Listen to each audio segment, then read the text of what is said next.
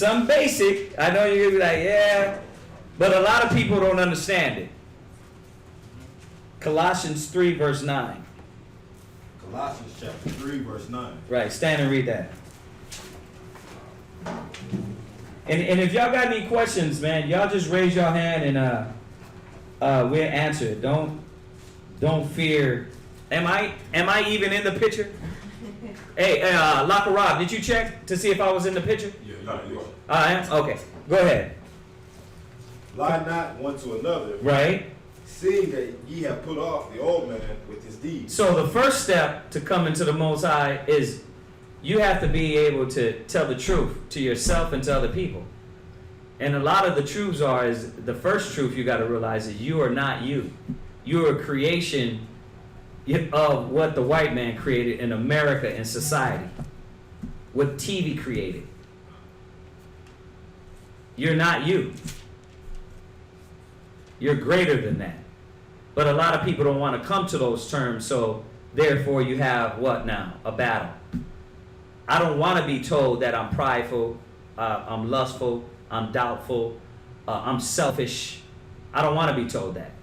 Well, then you're not going to be born again then. You see that? This is the biggest problem. This is one of the most basic scriptures we go to, right? But when you constantly tell yourself, well, you know, that's just me. What that's meaning is that you haven't came to reality to the lie. The lie is not you. Go ahead. Verse 10. Oh, it is you. Go ahead. And have put on the new man, which is renewed in knowledge. Right, which is renewed in what? Renewed in knowledge. So the new man has to be renewed in what? Renewed in knowledge. What is the root of knowledge? What is the root word of knowledge? No. No. So you have to put on and change what you know. You know what everybody else told you. Grandma, auntie, your bitter uncle, your bitter dad, your bitter mama. You rolled in what they know, and that's been imprinted on you. Now you're like, this is just me. You know, right? A lot of people come in and like, you trying to change me. Yes. Because you are not the new man. You are the creation. You're what the old man is. It's like even Esau says that you're a product of your environment. Right. You know what I mean? Now, how do you stop being a product of your environment? You got to change your environment. You understand? If the product of the environment created a big mound of crap, then you got to change the environment. You got to go around somewhere where you're going to be refined and all that negative is going to be peeled off you. You see that? You can't keep going back to places that's going to add to that. Right. Mute that. Right. So, but it starts with what? What you know. Because everybody thinks what? I know. I'm smart. Right? I'm smart too. Who are you? Well, you're smart in the world, but let's deal with the smarts of the knowledge of the Most High. Right? So, what happens when I tell you you don't know? What's the first thing that happens when I say you don't know? Pride. Pride and ego. You see that? So, yeah, I got to be more strategic, but with some people it don't matter. Some people know you're telling me I don't know. I can be nice about it. Like, you know, you have to understand that the things, the world, right? See the way I'm going about? Or I can come out and say, you don't know nothing. What you think you know is a lie, right? Either way, that's the truth. We don't know. We know what everybody else told us. So you got to change your knowing, your knowledge. That's the only way you're going to put off the old man. See, but now you got to battle your ego. You're how? 26 years of madness, hurt, pain, mental agony, family not loving you, abuse, people abusing your trust. You got 26 years of that. Then you come in the truth, and you got to realize that you still have to give yourself. You're like, psh. But you're not going to do it unless what? Unless you want to serve Christ. Because he came and said what? That you put off what? Read it again. He said, lie not one to another, Uh-huh. seeing that you have put off the old man. See, you got to put off the old man. That's the problem. A lot of our people like the old man, so they're not gonna. They don't want to put off what they know. They don't want to put off that. So that's where it becomes a battle in the truth now. We're telling you one way, the Most High is telling you to change, and you're like, nah, this is just me. It's not you. Go ahead. With his deeds. With his what? With his deeds. So you got to change your mind and then your actions. It sounds easy, right? No. Because it sounds easy, and it is if you have what? A willing heart. Right? If you go back to that mind you spoke of earlier, oh, I want to get to the kingdom. I want to get, then really there is no excuse. Yeah, whatever I got to do, I got to let it go. Because when the wrath of the Most High comes through here, I want to be with the Most High. If you're in that mode, then it's easy. But when you're in, when you kind of like, that's just a saying, that's just a, something I say because I want to sound like I fear the Most High. And it's really over here, it's really not at the forefront of your brain. You're not fighting like that. Your everyday fight is not to make it to the kingdom. It's like, only when something bad happens, then you think about, oh, the Most High is checking me. Two types of different individuals. You got ones that's only going to recognize it when they get whooped, right? But then you got the other ones that in the forefront of their mind is, I'm for the king. I'm going to make it to the kingdom. What do I got to do to get to the kingdom? Put off the old man, put on the new, which is renewed in what?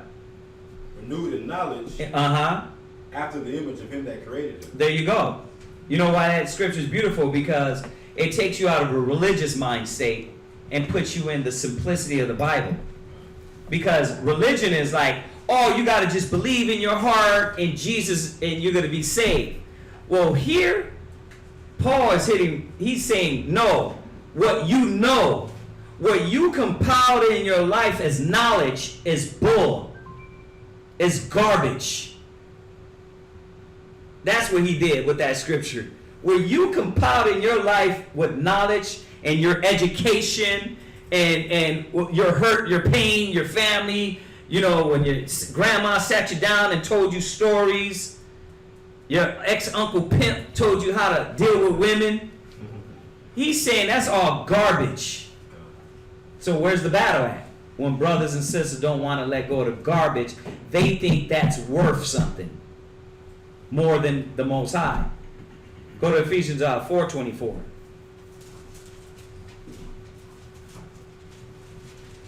Ephesians chapter 4, verse 24. Mm-hmm. Ephesians 4:24. It says, and that ye put on the new man. Right.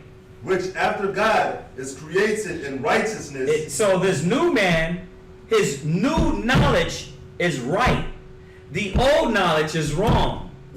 You see that? You see how it has to be a new man. This goes back, like I said, we can keep going because all this goes into is being born again. Where he said, how could you be born again? Well, you got to be born in the spirit. You were born into the flesh. You see that? Go ahead. And true holiness. And what? And true holiness. You know why it says true holiness? Because what you thought is holiness is not. Religion taught us all you got to do is believe in Jesus and you're going to be saved. But the Bible is telling us, no, you got to put away your old thoughts and put on new thoughts. It's a different dynamic there. Now you have a whole different reality, a different battle, a different fight. One is just like, oh, I just got to come in and show up in Jesus and say I believe and I'm good. And the other one is like, I got to let go. What? Who the hell are you to tell me I got to let go of what grandma told me? She sat down and told me life stories. Right? Uncle Ray he told me how to smack a hoe down. What are you talking about? Right? When she left me and she built this whole identity of anger and resentment and hating women, what are you talking about? I'm holding on to that anger. When my dad wasn't there, I'm holding on to that. That's why I hate niggas. That's why I don't want to be a father. That's what you see that it's all madness that we build up. But unless it's basic. It's really so basic. You know what I mean? How to make it to the kingdom. But the thing is, we're constantly fighting what we've been given. We're fighting the word because we're holding on to the old things. Go ahead. Verse 25. Mm-hmm. Wherefore, putting away lying. Right. So now then it goes on. It tells you about the characteristics. But you see, if you look at Ephesians 4:24-25 and Colossians 3, it's like the same scripture. It just starts different. He's coming in saying lying afterwards, but in Colossians he starts and says lying in the beginning. Why? Because that's the first step. One of the first steps is you got to stop lying to yourself and to others. You got to look in the mirror and say, I'm filthy, I'm off, my mind ain't right. That's the first step. You see that? Yeah. Got to examine yourself. Yeah. So you be in the faith. You got to examine yourself. You got to see what you've been created into. Go to Romans 6, verse 4. And for brothers and sisters online, we're going to go ahead and, obviously we already started class. If y'all have any questions, go ahead and text us. We're live. You know the class times. If you don't know, we're here Mondays, Wednesdays, and Fridays. Mondays and Wednesdays from 7 to 10. Fridays from 6 to 9. Shabbat morning classes from 10 to 2. So come join us if you're in the Houston area. We're at 8524 South Braeswood. Okay? So we start out class with questions, and then we get into our class after that. We get the questions out of the way. Go ahead, where you at? Romans chapter 6, verse 4. Uh-huh. Therefore we are buried with him by baptism into death. Right, so therefore we have to be buried with him. Christ died. It was symbolic of us dying. We got to be buried with Christ. But what part has to be buried? That old man. See, so you see how the difference between saying it and really understanding it when you talk about the old ways? It's different if you wrote down a list and said, well, old man, well, what is the old man? What is the old ways? And you start to categorize these old concepts and ideals. It's different than saying, oh yeah, you got to let go of the old man. A lot of people, yeah, it's just a saying. You see that? Go ahead. That like as Mashiach was raised up from the dead by the glory of the Father, even so we also should walk in newness of life. Right. That newness of life is, we know Colossians 3:9, Ephesians 4:24 is in renewing your mind. So that's the principles of the doctrine. The principles of the doctrine, we know as Israelites, when you come and get this knowledge, you have to change. It's about changing. After you find out you're a Hebrew Israelite, you went through slavery because the Most High punished you. You know what I mean? You're the chosen people. Christ is black. The angels are dark skinned, right? You get all that out of the way. Really what it get down to, the real deal. It gets down to the real deal, which is yourself. Like Paul said, he said as a Jew is one inwardly. You're an Israelite on the outside, you've always been, but now you got to start, you're acting like a heathen on the inside. And that's where the change has to come about. So, we don't practice, I'm just, that's just the way I am. You know what I mean? That, my mom, I grew up like that. I don't like when people say that because they're really not grasping the concept of, you know what I mean? No Israelite man thinks like that. We don't walk around, that's just how, I grew up, I'm hard-headed. Well, the Bible speaks totally against that. What are you talking about? That can't come out of my mouth. You know what I mean? When I think about it, I got to say to myself, that's not in the spirit. That's not Christ-like. You see that? But, did we have any questions on that? Anything yet? All right. Did y'all have any questions? Is this your first time in class, bro? Yes, sir. Did you have any questions on anything? Not at this time. Okay, yeah. I didn't have a question, but I was going to say, that's why in like Revelations 10:9, it says that when you eat the book, and it's Right. sweet at first. Then, like as it goes down, it gets bitter. Right. Bitter, sweet in your mouth, bitter in your belly. Right. That's the bitter part that a lot of us don't like. We don't like to change.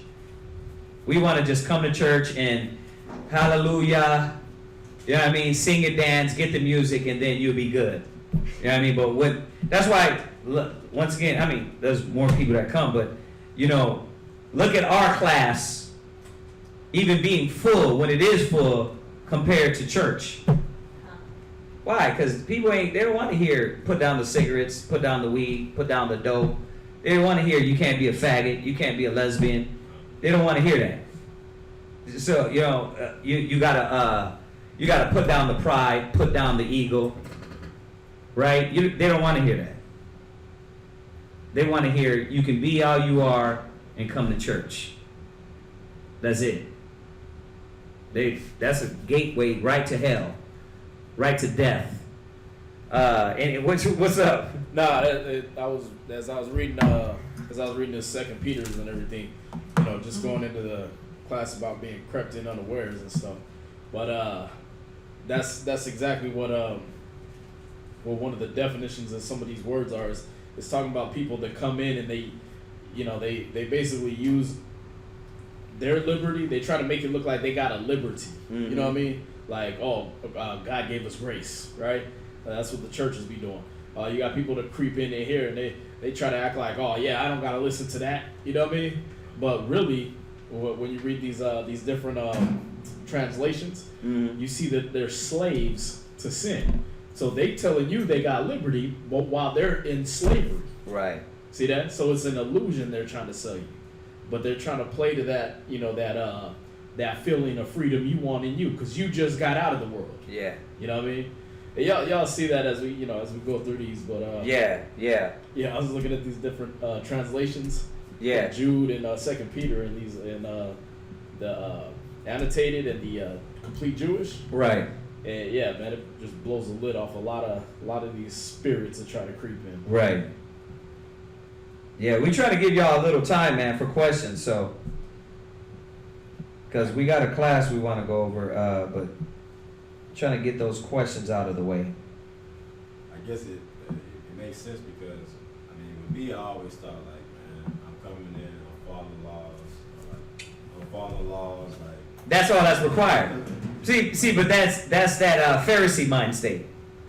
See, that's the Israelites that know they're the Israelites, and then they figure all I got to do is keep the Sabbath, don't eat pork, I'm good. Most High's like, no. He said, unless your righteousness exceed the righteousness of the Pharisees. Pharisees knew the law, but he was saying, now you got to know the law, but now you got to know the spirit of the law. So that's what a lot of Israelites have problems at. Like, they figure like, oh, I'm keeping the Sabbath, but I hate my brother. I'm keeping the Sabbath, but I'm argumentative and I'm debateful and I'm trying to cause confusion. As long as I'm keeping the Sabbath, I'm good. It don't work like that. You're a demon. You're just demon keeping the Sabbath. You see that? And that's where we gotta really understand what is required. It gotta be a spiritual change, man.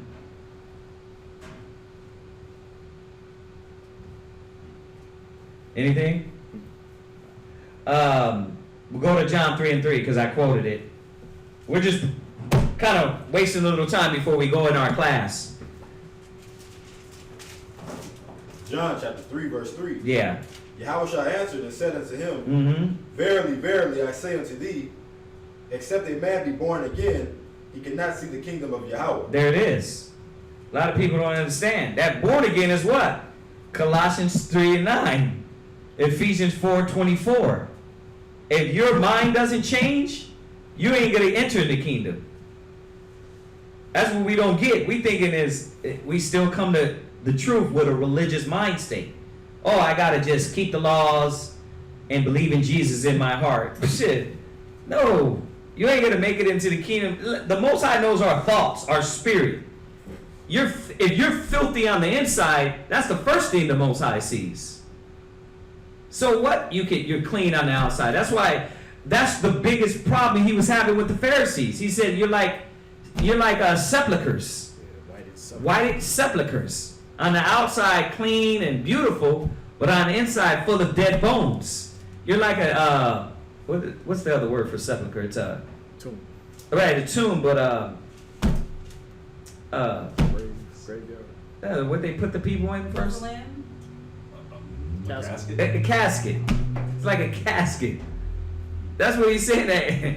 So he was trying to show them that outside you're beautiful, but on the inside you're filthy. Your thoughts, your conniving, evil ways. It don't make sense for us to think that's gonna make it into the kingdom of heaven. I got all this hate and anger and evil thoughts in my mind, and because I'm holding it in good or I'm not bringing it out, that's gonna get you into the kingdom of heaven. No, you got to clean that out. Were you done with that? Yeah. I wanted to add St. John 3. That's on what you. That's where we're at. You started at 1? We started at 3. Oh, okay. Jump up to verse 1. There was a man named. I'm sorry. There was a man of the name. There was a man of the Pharisees, named Nicodemus, a ruler of the Jews. The same came to Yahushua by night and said unto him, Rabbi, we know that thou art a teacher come from Yahweh. Right, and that's the problem with a lot of these people that can't understand that they got to change, is that you know the power of the Most High. These men, they knew Christ. They knew he was from the Most High. They knew the things he was saying was of the Most High. Y'all see that? But why did he have to come by night? Because I don't want to publicly acknowledge that there's a power over me. You know what I mean? I want to publicly acknowledge that somebody's greater than me. Mm-hmm. You see that? So in not wanting to change, you don't want to acknowledge that there's somebody you have to change for. That there's somebody you have to impress. You want to be in your old mind to be like, yeah, I ain't got to change for nobody. Right. You know what I mean? I don't got to impress nobody. You know what I mean? That's what you see a lot of fat guys say that. You know what I mean? I got to impress nobody. You know what I mean? That's why I'm work out. That's why I'm going to the gym. I ain't got to impress nobody. You don't even want to be able to look at yourself right. You know what I mean? You don't even want other people to be able to look at you and say, hey, okay, that dude knows how to at least maintain his body. That he got at least control over that. You don't want to impress the Most High that gave you that body. And so he can say, hey, I gave him something and he took care of it. Like, you don't think you got nobody to impress. You're just the top shit. You just up here. You know what I mean? There's nobody that you need to do right for. And that's what the mentality is. If you come in and you thinking, okay, this is just me, that means you don't feel like you have anybody to impress. You see that? There's a mentality behind every sin, man. There's a psychology behind it. And if you don't recognize it, then you're going to be psychologically screwed over. No. You know what I mean? That's where Satan's going to have you insane. He's going to have you messed up. Because you're going to psych yourself out of the truth. You're going to psych yourself out of the scriptures. You see that? But watch, read on. For no man can do these miracles that thou doest, except Yahweh be with him. Right. Yahweh shall answer and said unto him, Verily, verily, I say unto thee, except a man be born again, he cannot see the kingdom of Yahweh. See, and this was the secret. Truly, I'm saying to you, unless you're born again, unless you change, you can't see the kingdom of the Most High. Unless you give up your old ways and your old thoughts, you can't even conceive of being around the Most High. You see that?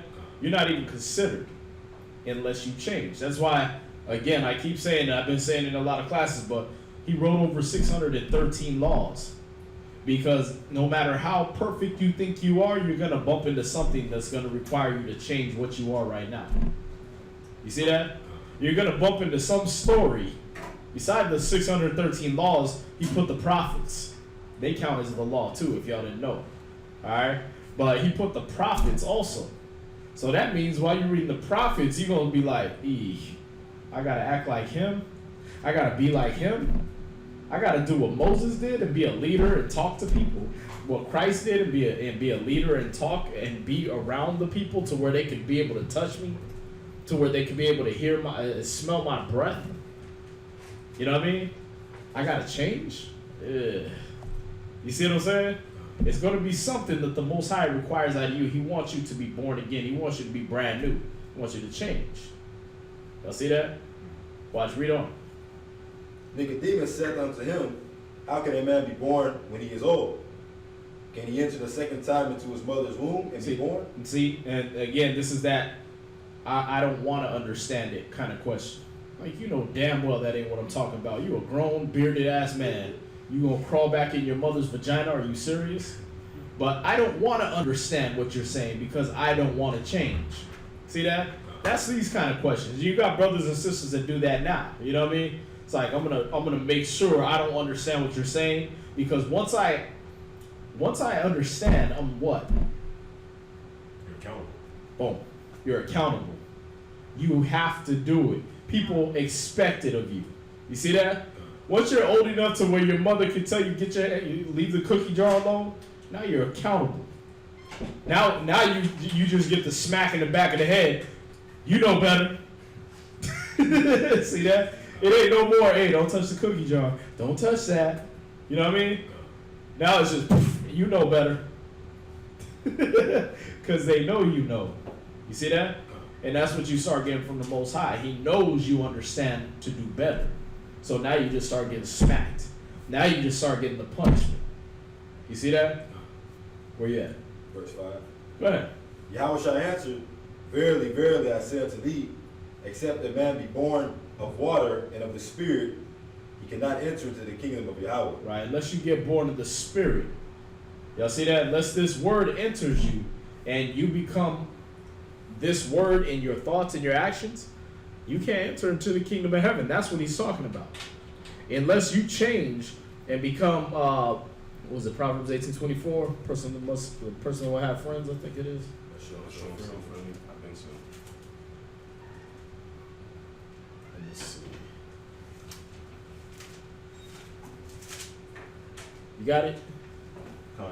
Proverbs chapter 18, verse 24. Mm-hmm. A man that hath friends must show himself friendly. You see that? Unless you become that, unless that becomes part of you, you can't enter into the kingdom of the Most High. See that? And now that you've gotten the scripture, you wrote it down? I got highlighted already. I know this. Right. Unless you start to practice this scripture, you can't enter into the kingdom of heaven. You see that? So that now there is no, well, I'm just me. I'm just like this. You know what I mean? I've never been a one-on-one type of person. I don't like interacting with other human beings. You know what I mean? That can't be true. Because you ain't a virgin, right? So apparently at some point you liked interacting with other human beings. Y'all see that? So you got to kill that. You got to kill and that's, again, it's part of the lame excuses, just like he was doing what? I'm supposed to crawl back in my mom's womb? No. All the excuses got to go, bro. You see that? Now that you know, you're required to do better. All right? So now that you know the scripture, you know how to apply it. Oh, okay. If I want to have friends, I got to show myself friendly. That means what? I got to be around people. I can't just shut the door and not talk to nobody, turn my phone down so they can't hit me up. You know what I mean? No, I got to actually maybe even reach out. Hey, what's going on, brother? You see that? A lot of times you're going to see that that's the answer to a lot of your problems, man. It's just making that simple phone call. Some brothers, you call them up, they just start rambling off right off the tip, right? You call them up and they just going into something, and then next thing you know, you're like, damn, I needed that. You see that? They didn't have no idea what was going on in your life, but they just start talking, and that conversation, the spirit just start coming out in their conversation. Y'all see that? But you got to be able to step outside the old you, and become this. You see that? But it's in people that say that, you know, people that, oh yeah, you know what, you ain't got to do that. You ain't got to talk to people. You just come to class. People like that, you know, churches, when they do that stuff like that, man, that's because they don't want to have to change themselves. Whenever you get around somebody and they condone something that you're doing that's against the scriptures, that's because they themselves don't want to change. Y'all see that? All right. Everybody grasping that? All right. All right, because, you know, some of these concepts, they get a little deep, man. A lot of people, you know, just coming in, you ain't going to experience a lot of this. But know this, when you come to serve the Most High, he requires you to change. Y'all see that? That's what Christ is showing us right here. Watch. Read on. St. John. Oh, St. John. 3 verse Where'd you 5. live off? 5? Christ answered, Verily, verily, I say unto thee, except a man be born of water and of the Spirit, he cannot enter into the kingdom of God. Right? That which is born of the flesh is flesh. See that? That what's born of the flesh, that's the flesh. What you were born into in the world, what you know right now, that came from the flesh. It was born from the flesh. You see that? It was born from a fleshly environment. You're a product of your fleshly environment. As you come in here, read on. And that which is born of the Spirit is spirit. See, now you got to come from the flesh, be born again in the Spirit now. You understand? So now your thoughts are of the Spirit. They're of the Word. You see that? That's how you get born again. You leave the fleshly mentality. You let that die. You let that die out there in the world. And then you come and start thinking according to the Scriptures, man. You process your thoughts according to what will Christ do, like he said. Y'all see that? Where you at? Verse 7. Uh-huh. Marvel not that I said unto thee, ye must be born again. The wind bloweth where it listeth. Right, that's it. But he said, don't trip that I said you got to be born again. It's simple. You can't think fleshly and come serve the Most High in spirit. You see that? I can't be thinking about a fat ass while the Most High is requiring me to be spiritual and holy. You see that? I can't do that and come up here and teach. I can't do that and come in the classroom and learn how to be spiritual. You see that? I got to change my mentality even. See that? So you got to change your environment, and you also got to change your mentality. I used this analogy with a sister recently, but you're all like babies, newborn babies. You know how they take that newborn baby and they put them in the incubator? Why do they do that? Maybe because they're sick. Maybe because they need that warmth. You see that? Or even they put them in that little sterile. They put that sterile environment. They close that room. Only the nurses can go in there, right? When you first go to see them, right? They sit in that. It ain't even an incubator. It's just that little cradle, right? But they're separated from everything else. Mom, dad can't go in. No matter how much they want to touch them and hold them and do all that, can't get it. You know what I mean? No matter how much love they want to give them, no, can't do it. Because the baby needs to be in a sterile environment. He needs to be separated from the old environment. He already got pulled out of that, right? He already got pulled out of the mother's womb.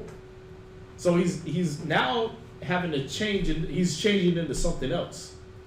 You see that? So they put him away from everything, every influence, all touch, all germs, and all that, right? For a time. Why? So that it could be healthy enough to grow on its own, to live on its own. And that's how y'all gotta be now, man. You gotta change your environments. You gotta change your mind state and your way of thinking. Inside that womb, the baby's like feeling protected, they feeling comforted. That's why they cry when they come out, because now all of a sudden, damn, I gotta breathe on my own. I can't just use this umbilical cord and get the oxygen into my body. I gotta actually labor and take breaths and work. You understand? I got this book called Anger, and they break all that down of how the steps of anger build up in your normal life. You know what I mean? And it starts when you're a baby, man, because when you're in that womb, you don't have to reach out to eat. You don't have to try to do anything.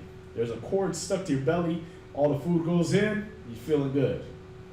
You're alive and kicking, literally. You know what I mean? The oxygen, the blood, everything is given to you. See that? You don't even have to open your mouth to breathe. You're just in there, chilling. See that? Then when you get out, that doctor makes you start breathing on your own, man. You know what I mean? Smacks you on your butt. The hell is this? Now you're angry. That's why you cry. See what I'm saying? Now you're mad. Damn it. Why ain't that back there where I just chilled? See that? That's how a lot of people say. And now tell me that's not the same segue you have when you come into the truth. I was be like, hey, we're going out to pass off like, man, it's Saturday, man. I ain't got the Saturday morning cartoons no more, but man, I just want to sit back, eat a bowl of cereal, and chill, man. Let me go find that camp where they don't do nothing on the Sabbath. let me find that camp where they just sit back and do absolutely nothing on Saturdays. Because that caters to what? My baby side. It caters to my newborn side. You know what I mean? It caters to me being in my mama's womb. You see that? That grown baby boy. But now you're getting required to change. Now you're getting required to do things on your own. Get up, move this way, do this. You see that?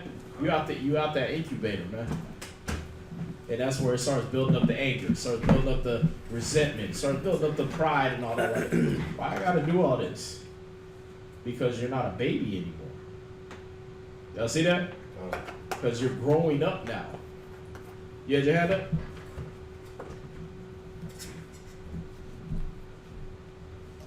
No? Alright. But yeah, you finished that?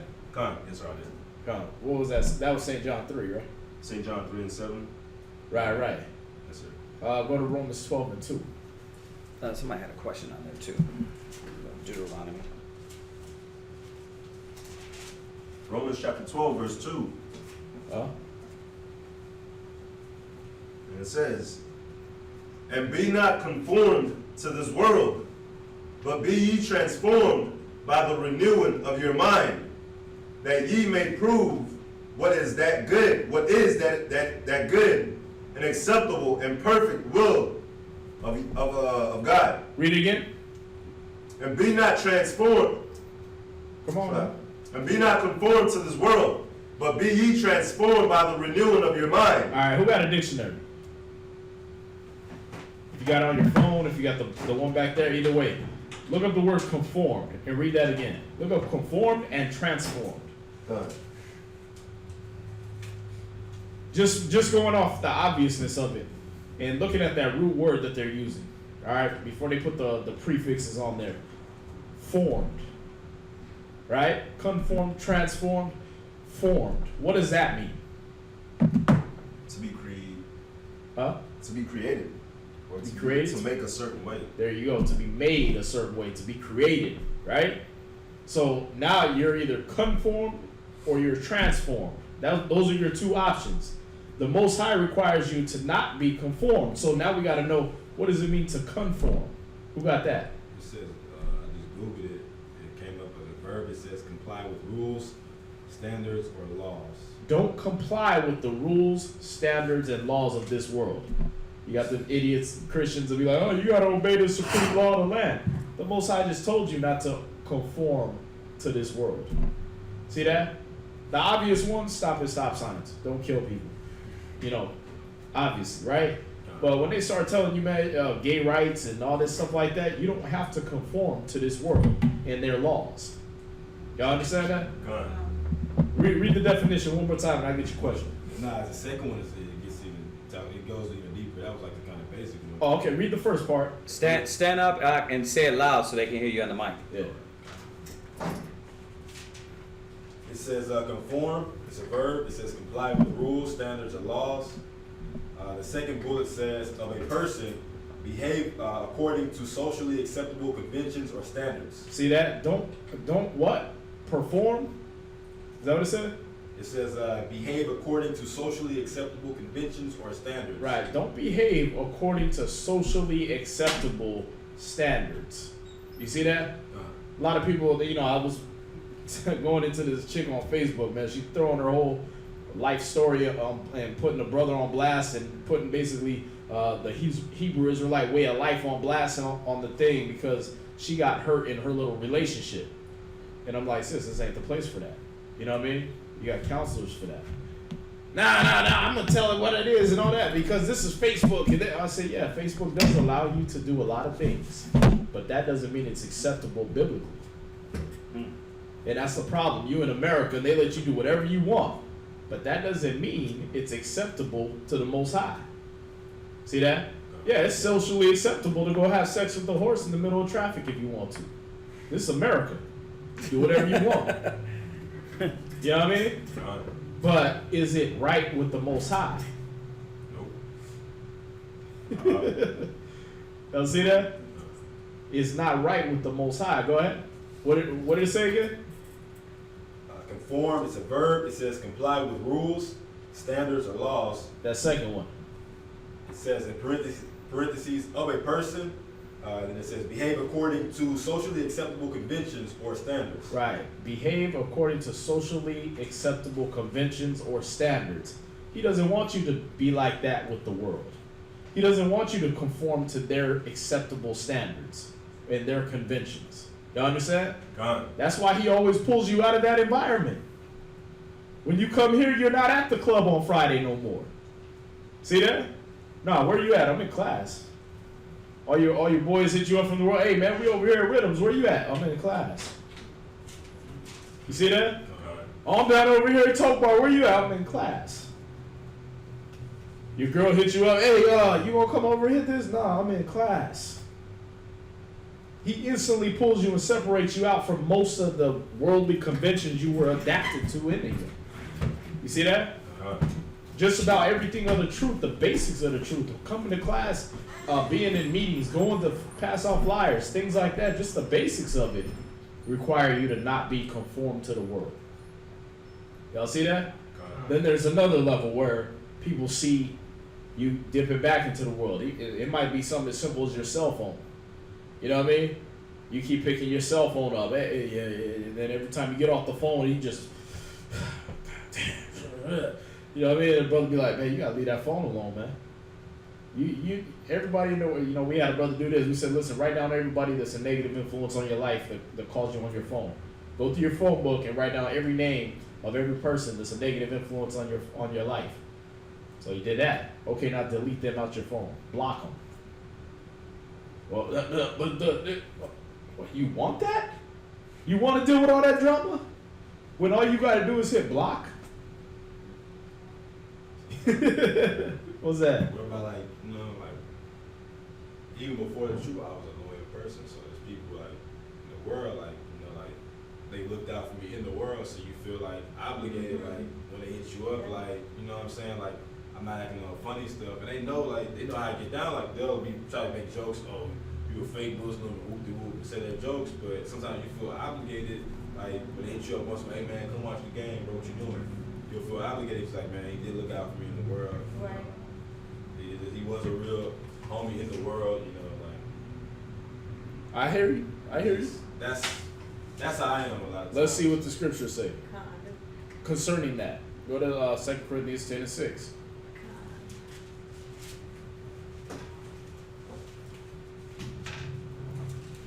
2 Corinthians chapter 10, verse 6. Read verse 3. 2 Corinthians chapter 10, verse 3. For though we walk in the flesh, we do not war after the flesh. Right. We're walking in the flesh, but we're not. That's not our war. It's not. You're not gonna fist fight your way into the kingdom. You understand? Now jump to verse 6. Verse 6. And having in a readiness to revenge all disobedience. Right. You're gonna have in a readiness to revenge all disobedience. Go ahead. When your obedience is fulfilled. When yours is fulfilled. There's a time for all things. When you read Ecclesiastes in the Bible, it tells you there's a time for all things, right? So there's going to be a time where we're like, listen, block them people, man. Leave them people alone.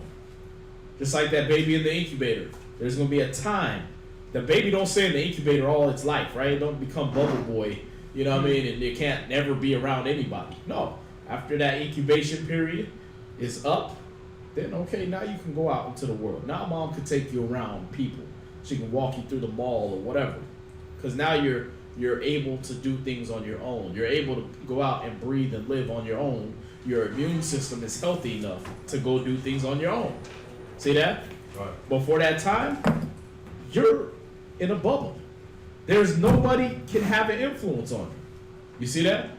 And yeah, you might feel loyal to those people, but how are you going to go back to them to be loyal, to really truly help them if you're loyal? Because that's what loyalty is, right? You're down to help them in any situation. How can you help them when you're hurt? See that? No, when my obedience is fulfilled, I'm going to come back and get you. You see that? and you got both your legs broke, you know what I mean? You watch those war movies and everything, right? You got both your legs broke. You ain't got no business trying to yell like, man, we gotta go back and get Jimmy. How you gonna get him? With your broke ass legs? What you crawl to him? Through the bullets and gunfire and mud and everything, right? On your elbows. Then what?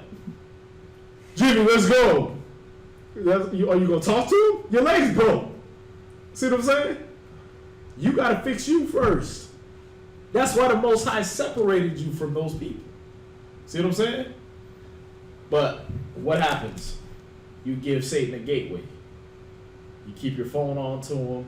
You keep connection with him. You keep, yeah, okay, that's what's going on down there. Oh, okay, yeah, man. And then here's how you know it's a problem. Because when you put the phone down, they don't feel more righteous. And how do you feel? More wicked. See that? All you feel like is, damn, I want to go back and be with them. Or you talk to your old girl or your girl that you just left or just left you because you wanted to be about the Bible. And what happens? You get off the phone. You know what I mean? You around brothers like, nah, man, I'm good. Like, what kind of spirit did you just let get on you because of this? You see what I'm saying? God. You got to leave that alone for a while because you ain't ready yet. When your obedience is fulfilled, then you could go back, talk to the ex. You know what I mean? Then you can go back, hey, yeah, what's up, bro? Yeah, I seen you been hitting me up and everything. Why you don't answer? Well, because I've been trying to get me right. See, if you want to deal with me, you want a right man, right? You don't want a nigga like I used to be, right?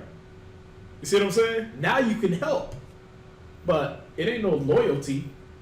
There ain't no loyalty or trust or I'm trying to think of the other words, man, that make you valuable to that person if you're messed up. You know what I mean? If you out your mind batshit crazy, guess what? You can't help nobody. You can't help crazy people when you're crazy yourself. You see that?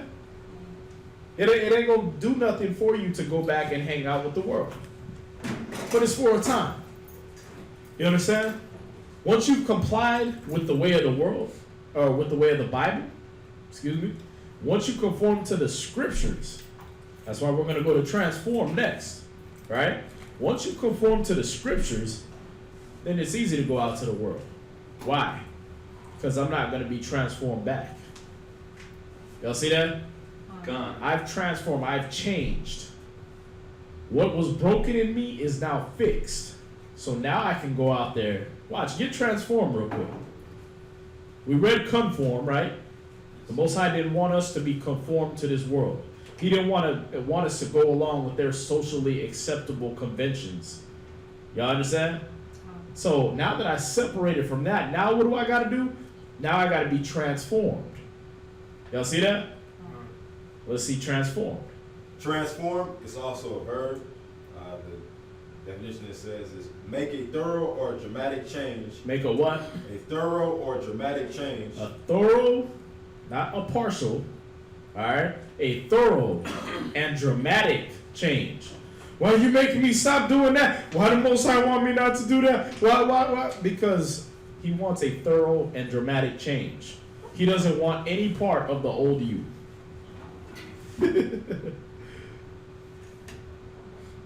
That's where the depression sets in. I thought he loved me as I am. Church lied to you. Come as you are. Even the club don't let you do that. You was in the world like, oh, I can't get in? Okay, I'll go get my sneakers off and go put on some dress shoes and I'll come back. You drove all the way from downtown Houston back all the way to Katy or A-Leaf or wherever. Got your good shoes and drove all the way back to the club just so you could get in and meet the dress code. But in the truth, the Most High say, hey, I don't want you going to the clubs no more. What? Hey, listen, I know you were the badass biker guy in the world, but you ain't gonna hang out with your biker gang no more. What? Well, why? I don't get it. Because that's the damn dress code, man. Change your attitude, change your life, or get the hell on out. You can't dance in this club if you ain't dressed right. Y'all see that? That's what the Most High requires. He wants a thorough and dramatic change. If you can't do that, go say who you were. Y'all see that? See, that's the beautiful thing, man. You always got options. He gave you options. You don't want to come in here and change, go to church. Go to church, man. You could go in there and Smiley Osteen will steal all your money and not require a damn thing of you, man. He ain't gonna go up to you, hey, brother, I see you're hooked on crack. You need to stop that, brother. When is the last time you seen Joel Osteen go in amidst of the crowd and tell each brother and sister what's wrong with them and what they need to change? Y'all ever seen it? Never. T.D. Jakes, Creflo Dollar, Benny Hinn, never did it. Because church is come as you are, stay as you are. Put the money in the plate. Right. You see that? The only thing you gotta change is going from having money to being broke. Right. That's it. But Jesus will bless you. Y'all see that? But come on, man, how packed would church be if you said, listen, all y'all gang niggas, y'all take your colors off outside, then you could come in. All you faggots, stop being faggots, stop switching, then you can come in and sit down. You know what I mean? You lesbians, go wipe your mouth, you know what I mean? Brush your teeth, come on in. Pick that hair out from between your teeth and come on in. You think the church would be packed if there was a bouncer at the damn door talking about no? Nah, Bull Dyke. You don't get to act like that when you come in here. Take your man clothes off, put some girl clothes on. You think Joel Osteen would have a congregation of thousands and millions if they was doing that? Hell no. That's why they don't teach the Bible in church no more. Because all that 613 laws means I gotta not conform to the world, I gotta transform for the Most High. Y'all see that? And that's the problem, man. That's the problem with this world, bro, is that they accommodate that. But you know, the Most High had to give you a balance. So that way you could say, well, I'm only dealing with you for lack of options. Would you want a wife that was like that, brothers? Yeah, I'm just dealing with you because we was from a small town and there wasn't no other men there. You was literally the last guy that wasn't hooked up, so I just settled. Wouldn't that break your little heart? If your man got with you and was like, yeah, you know what, it really wasn't a love thing. You was just single. Doesn't that happen though? Like, we was just in a small town and I didn't have no other options and I didn't want to be gay. You were like the last line of defense before I just took it up the rear. Like, would you feel special? Maybe. Maybe? Really? You was literally the last egg in the grocery store, so I just picked you up because I was horny / hungry. Would you feel special? The Most High don't want you to choose him because you had a lack of options. Nah, you got options. You can go out there to T.D. Jakes and Creflo and Farrakhan and all them other fakes out there. You understand? Or you can change and conform to the way of the Most High. That's what you got. What's that? Those are not really options. They're not. But see, to the unlearned, to the unenlightened, and that's what we're going to go into in Second Peter. That is an option. When you're unlearned, you think that's an option. You know what I mean? Like, oh yeah, I'll just go to the church where they don't require any kind of change. I don't got to break out of my shell. I don't got to become a different person. I just put money in the plate and I pay my way into heaven. No, that's not the sacrifice the Most High requires from you. What he said in 12 verse 1 where we're at, he said, present your bodies a living sacrifice, right? Then he said, don't be conformed to this world. So what is the sacrifice? I want you to read that, 12 verse 1, Romans 12 and 1. Romans chapter 12, verse 1. Uh-huh. I beseech you, therefore, brethren, by the mercies of Yahweh, that ye present your bodies a living sacrifice. Right, you present your body a living sacrifice. Go ahead. Holy, acceptable unto Yahweh, which is your reasonable service. Okay, so what makes it a sacrifice? What is the sacrifice he's requiring? Read verse 2 now. And be not conformed to this world, He wants you to not be the way you were in the world. Go ahead. but be ye transformed. But he wants you to change. That's the sacrifice. You're literally killing the old you. There's not a thought in your head that has to do with the old you. If the old you want to go to the gym all the damn time, guess what? The old you don't go to the gym no more. If the old you want to drink all the damn time, the new you don't drink now. You see that? God. Whatever you were in the world, you're doing a whole 180 from that and saying, I don't want nothing to do with that life. You understand? God. I remember in college, I got stupid drunk one time, man. Don't ever hang around white people to get drunk. To drink, whatever, their drinking games, they're not made for us. You understand? You just had a quintuple shot glass. I'd never even seen that before. It was a shot glass that held 5 shots with a double shot glass next to it. And they was drinking 100 proof Southern Comfort and this McCormick's vodka, which is, if you know anything about liquor, it's the bottom shelf stuff. It's the stuff, it ain't even on the bottom shelf. It's in the aisle. Right. It's not, you know, you got bottom shelf is, you know what I mean, the bad vodka is the stuff that's made out of like battery acid and rat poison. And then the top shelf is like, you know, Belvedere. You know what I mean? Right. Sky, right? Right. You got all that, the good stuff that goes down smooth. This stuff is in the aisle. Like, you buy that for like $1 a gallon. You know what I mean? And these cats are drinking this stuff straight, man.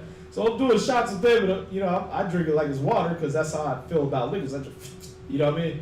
And it finally hits me, and I'm like blind drunk. I can't even like see 2 feet in front of my face. But I probably threw up like stomach lining that night. This neon yellow stuff was coming out at the end of the night, and I ended up fell asleep by the toilet. But from that day on, the smell of vodka was like, hell no. Right. To this day, I can't do it. I can't really hit vodka like that. Not even the good stuff. It's like, nah. The taste that you inhale, I feel like that night again. That's how you should feel, how disgusted you should feel coming from the world.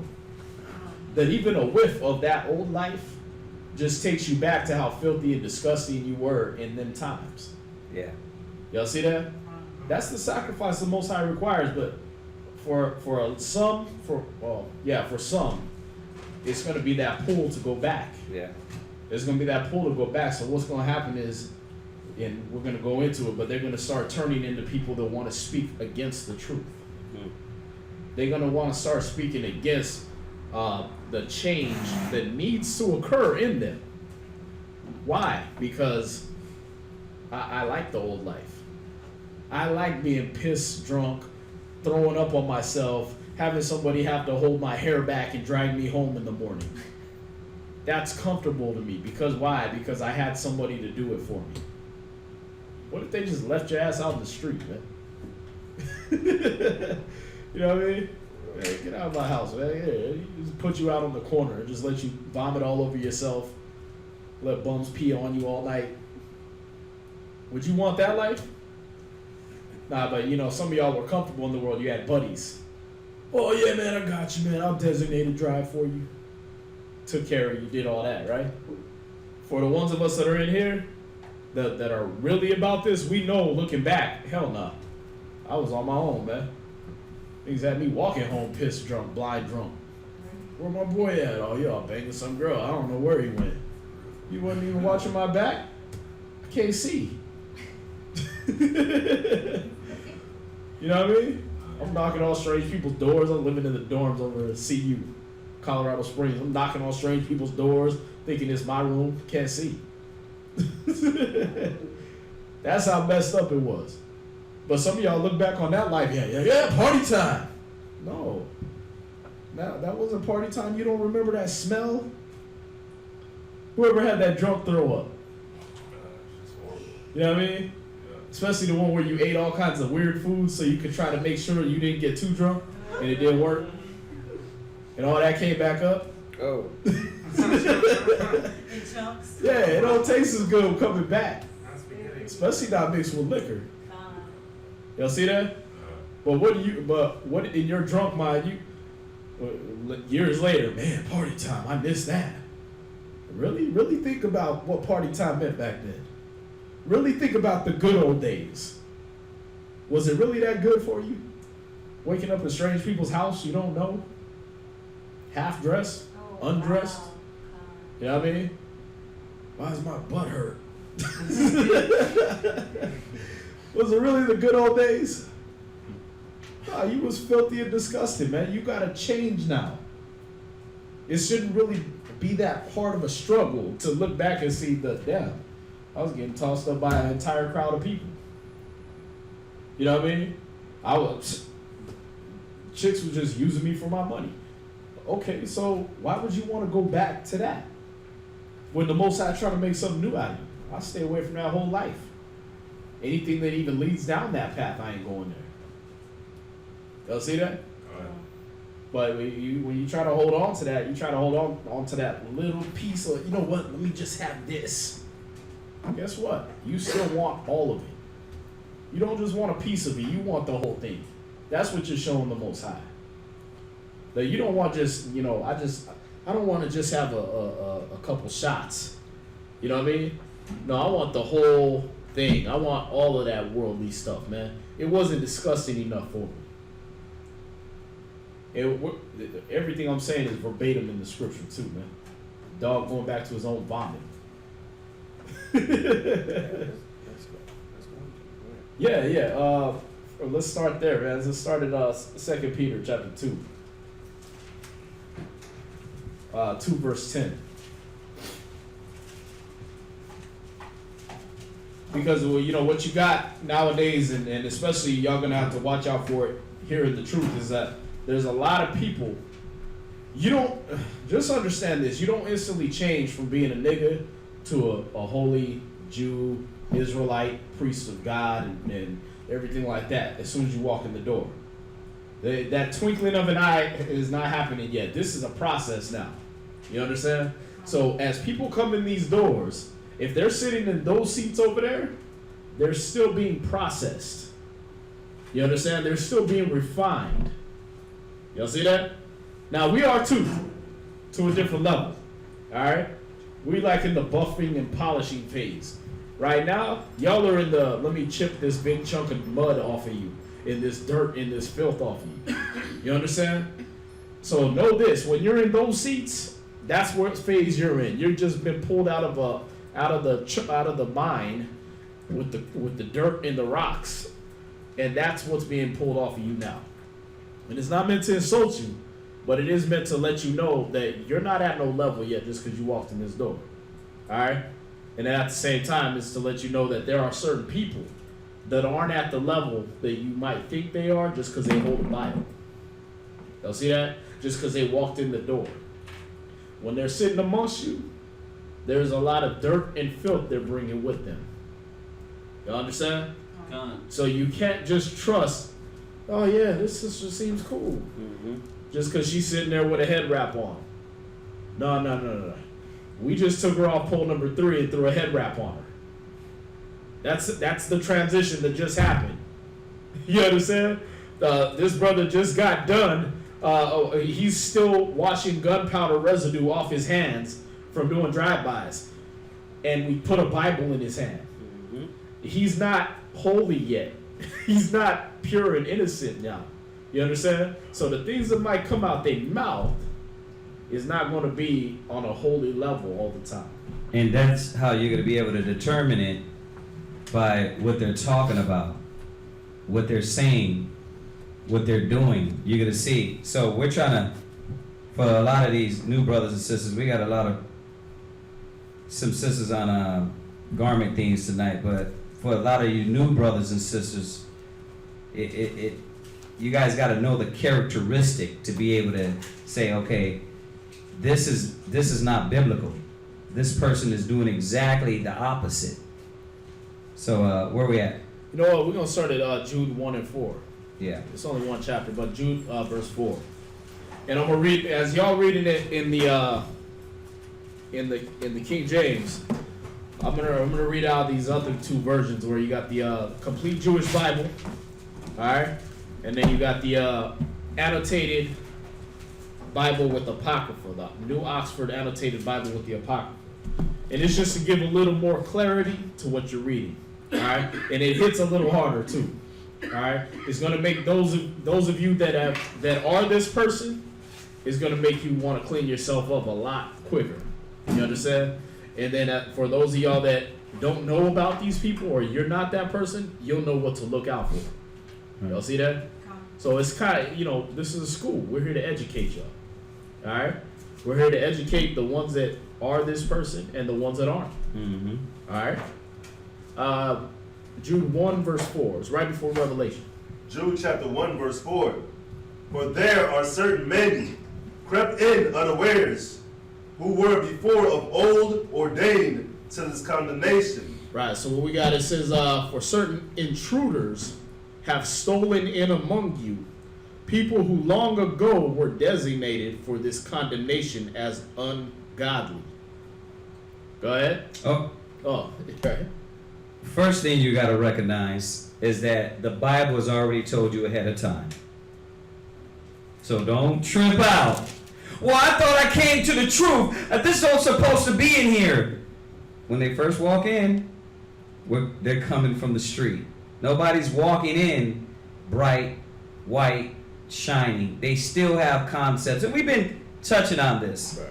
But the language of the scriptures going into the Bible, showing y'all, we're trying to go a little deeper this time to show you that people are going to come in and ordain just to hear the word to be condemned. So they can't say, oh, I was never told. Right. Nobody never walked me through it. I never had patience. Nobody never had time and spent time with me and told me. They're not going to say that because everybody was going to be accountable. You see that? So that's the first step we have to understand. Read it again. Verse 4. Uh-huh. For there are certain men crept in unawares, Uh-huh. who were before of old ordained. You know how the righteous were chosen from the foundation of the earth? Well, these were chosen to creep in, and they're ordained for what? To this condemnation. They were ordained to be condemned. Why? Because you're going to see that really their desire of what the Most High wants is not there. It goes right back into the conversation we were having earlier about the old man. Right. They will not refuse to let it go. God. Now I'm going to read it from here too. It said, this is a complete Jewish. For certain individuals, the ones written about long ago as being meant for this condemnation, have wormed their way in. See that? And these are the people that, like I said, once a person throws on a head covering, don't make them holy. Y'all see that? Just because they don't walk in poom shorts and keep their guns on when they walk into class, that don't make them holy and righteous all of a sudden. It don't make them somebody that, you know what? I'm going to listen to every word comes out of their mouth as wisdom. No. No. Right? Oh, Lord. There's certain people, when you see them, you'll know when they start opening their mouth. That's what the scriptures, we're going to go through all the identification process so you'll be able to say, oh, you're that fool that I'm not supposed to listen to. See that? You're still being chiseled up. There's still dirt and feces surrounding your little being. You're a diamond in there somewhere, but you're not what I want to put in my ring yet. Y'all see that? You're not what I want to keep. You're not a jewel I want to keep around me right now. You see that? So you're going to be able to identify this. All right, read on. Ungodly men. Right, these are ungodly men. Go ahead. Turning the grace of our God into lasciviousness. Who pervert the grace of our God into licentiousness and deny our only Master and Lord, Yahushua. Right? So that licentiousness is promiscuous and unprincipled in sexual matters. They like to sleep around all the time. They want to bring that in with them. Y'all see that? Promiscuous and unprincipled in sexual matters. Right. And then the other one is disregarding accepted rules or conventions. See that? They don't want to hear the rules when they come in. They want to come as they are, stay as they are. This ain't church. You see that? Eddie Long got a nice little church for you to go to where he can stick a little finger up your bunghole and you can just throw money in the plate and pay for it. And you don't have to change a thing except the diameter of your sphincter. All right? That's the only thing you got to change going to him. Here, you come in, you're going to have to obey the word. Y'all see that? You're going to have to obey the word of the law and the prophets. Y'all see that? Including the inspired men of the Most High. That's what a lot of people don't understand, man. It said the law and the prophets. Y'all see that? That means when you read Paul, you don't get to say, oh, well, he wasn't no apostle. He wasn't Moses. He wasn't no, that ain't the commandments. No, that's still a man of the Most High, though. You still got to obey him just like you did Isaiah, Jeremiah, David, Solomon, all of them. Mm-hmm. All them Proverbs you was cool with, that's a man wrote that. Right. See that? That was Solomon. Even though he went off, he still wrote those. Y'all see that? And Lemuel's mother at 31, that was a woman even wrote that. Gave you instruction. Y'all see that?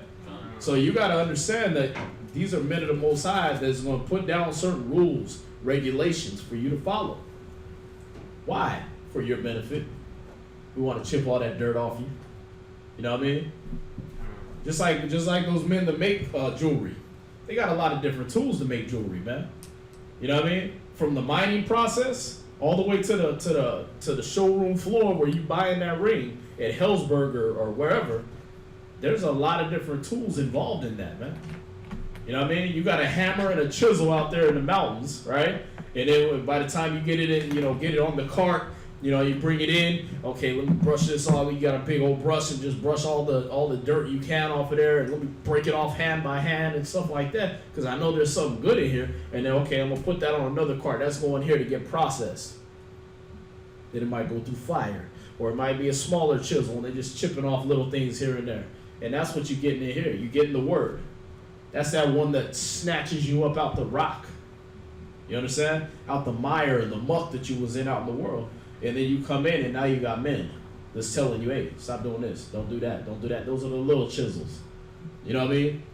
And you got to endure all that to be acceptable to the Most High, to be his jewel, to be his goodly, pleasant thing. You understand? You don't get to just come as you are. You understand that? There's nobody got to approach Christ and leave the same way they came. None of his disciples got to just be that nigga. Peter was the fisherman warrior guy, right? From Galilee. Peter had to learn how to humble down, put your sword away, get some faith.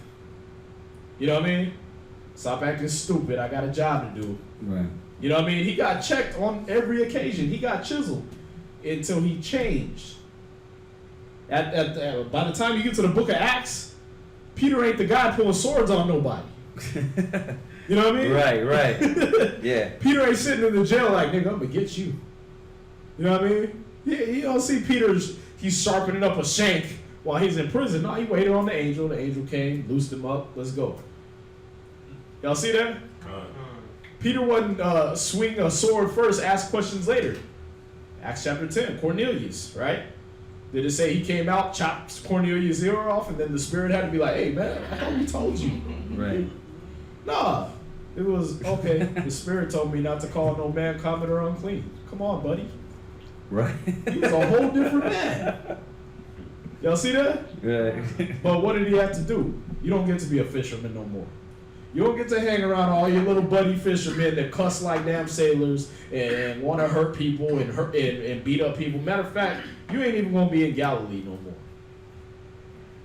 Y'all see that? Nah, you going over here and walk. You gonna walk with this brother, man. Take Barnabas with you. Take this brother with you. Mm-hmm. Make sure you don't act out of hand, man. You see that? He got chiseled. He got changed into a whole nother person. You don't get to hang around that old environment you were in. You got to be transformed. But if you don't want that, that's where you fall into this. You become that man that crept in unawares, that woman that crept in unawares, Mm-hmm. and now you're trying to change the grace of the Most High, where He snatched you up out the world, and you acting like you brought you in. Oh, I'm the one that survived all that. No, you didn't. The Most High had angels Right. around you, protecting you all that time. And now to make yourself worthy to be a servant like those angels, like those prophets, He wants you to change. It was never you. You see that? Read on. Verse 5. I will therefore put you in remembrance, See, He's putting us in remembrance. Read. though ye once knew this. Because you once used to know this. You used to all be raised like this. You already knew the law. You already knew the prophets. You already knew the scriptures. You was taught that from your birth. It was posted on the doors of your house. Everything was law this, law that, fix that, don't do that. You understand? You once knew it. Now you've been raised in America, the land of the land of the slaves and trannies and bestiality and everything like that. And so now you got to be taught again that when you come in here, it's not like church where everybody's just going to be fake and phony and everything like that. Some people going to come in and be the niggas they were out in the world. You understand? Until they get chiseled, until they get changed. Go ahead. How that the Lord, having saved the people out of the land of Egypt, afterward destroyed them that believe not. Right, so that's going somewhere else. We're going to go to 2 Peter 2 in verse 10. So you once knew that there were people that was going to be crept in unawares. They was going to turn the grace of the Most High into a disregard for accepted rules or conventions. See that? Now that the Most High gave me grace, man, I'm better than everybody. Now I found out I'm a Hebrew Israelite, oh, I'm just better than everybody. I don't gotta, no, you can't tell me nothing because I now know I'm better. No, you have somebody over you, better than you, to teach you how to be better. Y'all see that? So you don't get to disregard the conventions and the customs and the rules that the Most High put over you. Y'all see that? Go ahead. 2 Peter chapter 2, verse 10. But chiefly them that walk after the flesh in the lust of uncleanness and despise government, presumptuous are they. See, Right. Wait, hold on. Read it from the top. Read it one more time. 2 Peter chapter 2, verse 10. Uh-huh. But chiefly them that walk after the flesh. Stop. So we're understanding that these are they that walk after the flesh. Their desire and their acting up come from, I want to walk in the old way. I want to do the things of the flesh. That's exactly what it says, especially those who follow their old natures Right. in lust for filth Right. and who despise authority. Right. Now, can I get one just on that point? Go to hold that and Lacharab, get me 2 Timothy 3 verse 2. 2 Timothy chapter 3, verse 2. 2 Timothy 3 verse 2. And could you give me a And we're gonna jump back. Let us know when you got it.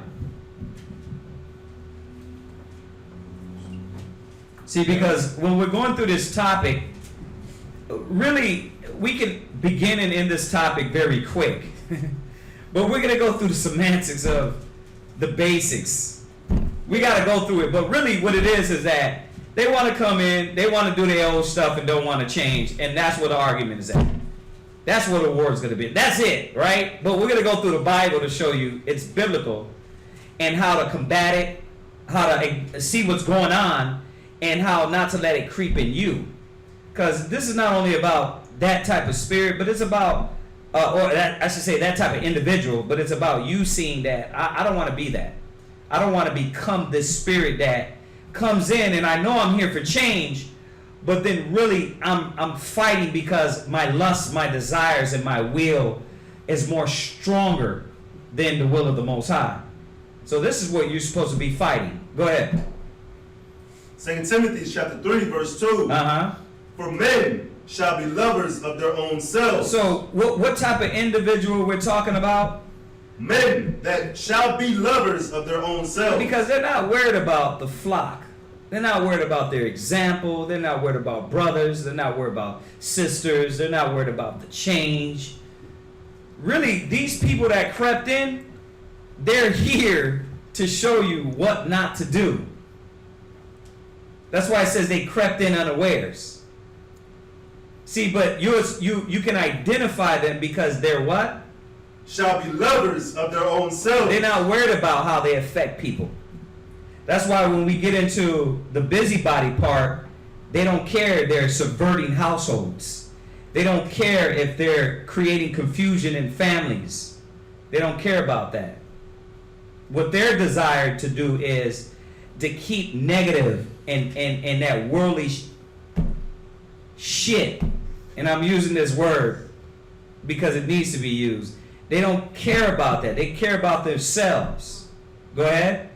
Covetous. They're what? Covetous. Yeah, they're once again worried about getting. And they're the ones that'll waste your time. Yeah.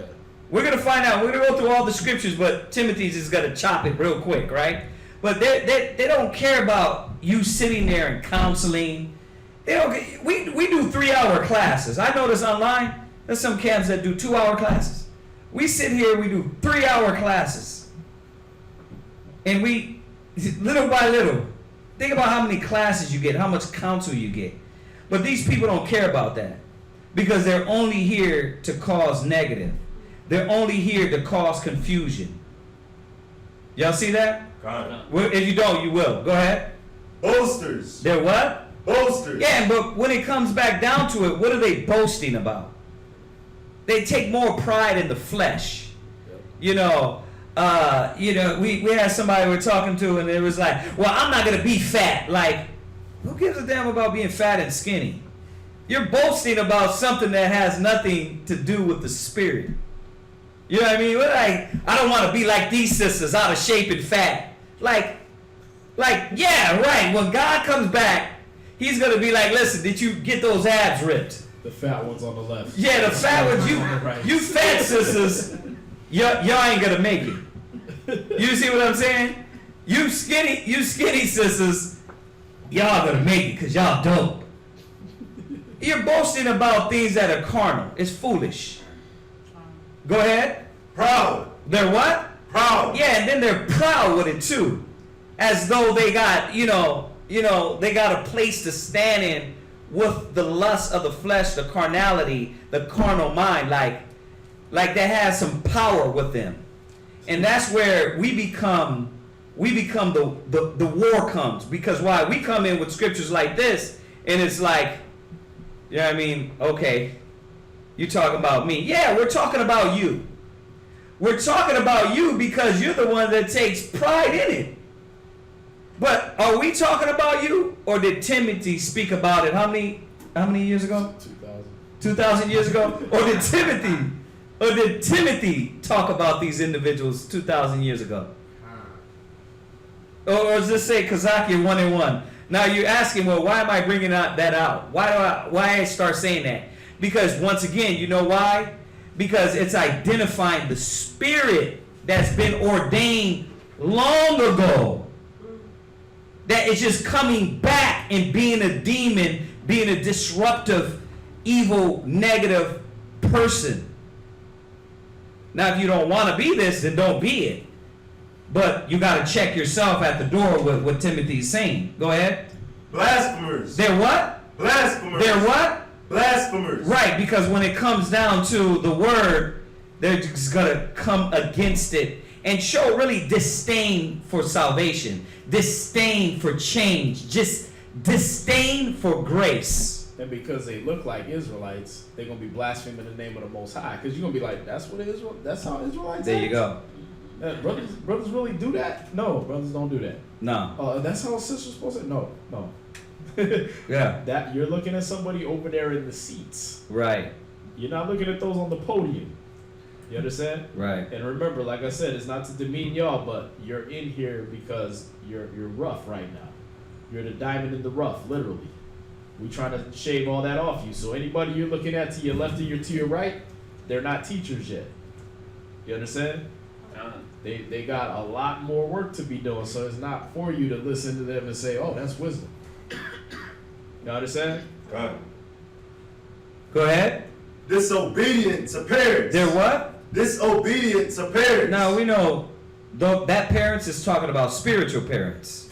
They got no regard for, like it said, we go back to Peter's, governments, order, discipline, direction. They got no, you'll see it, because it's a straight out disrespectful spirit. And the reason why we're bringing it out is because as you see this, know that that's not an Israelite. Know that that's just another niglet amongst us trying to cause commotion that's been ordained to the sword. When, if not before Christ come back, when he comes back. Go ahead.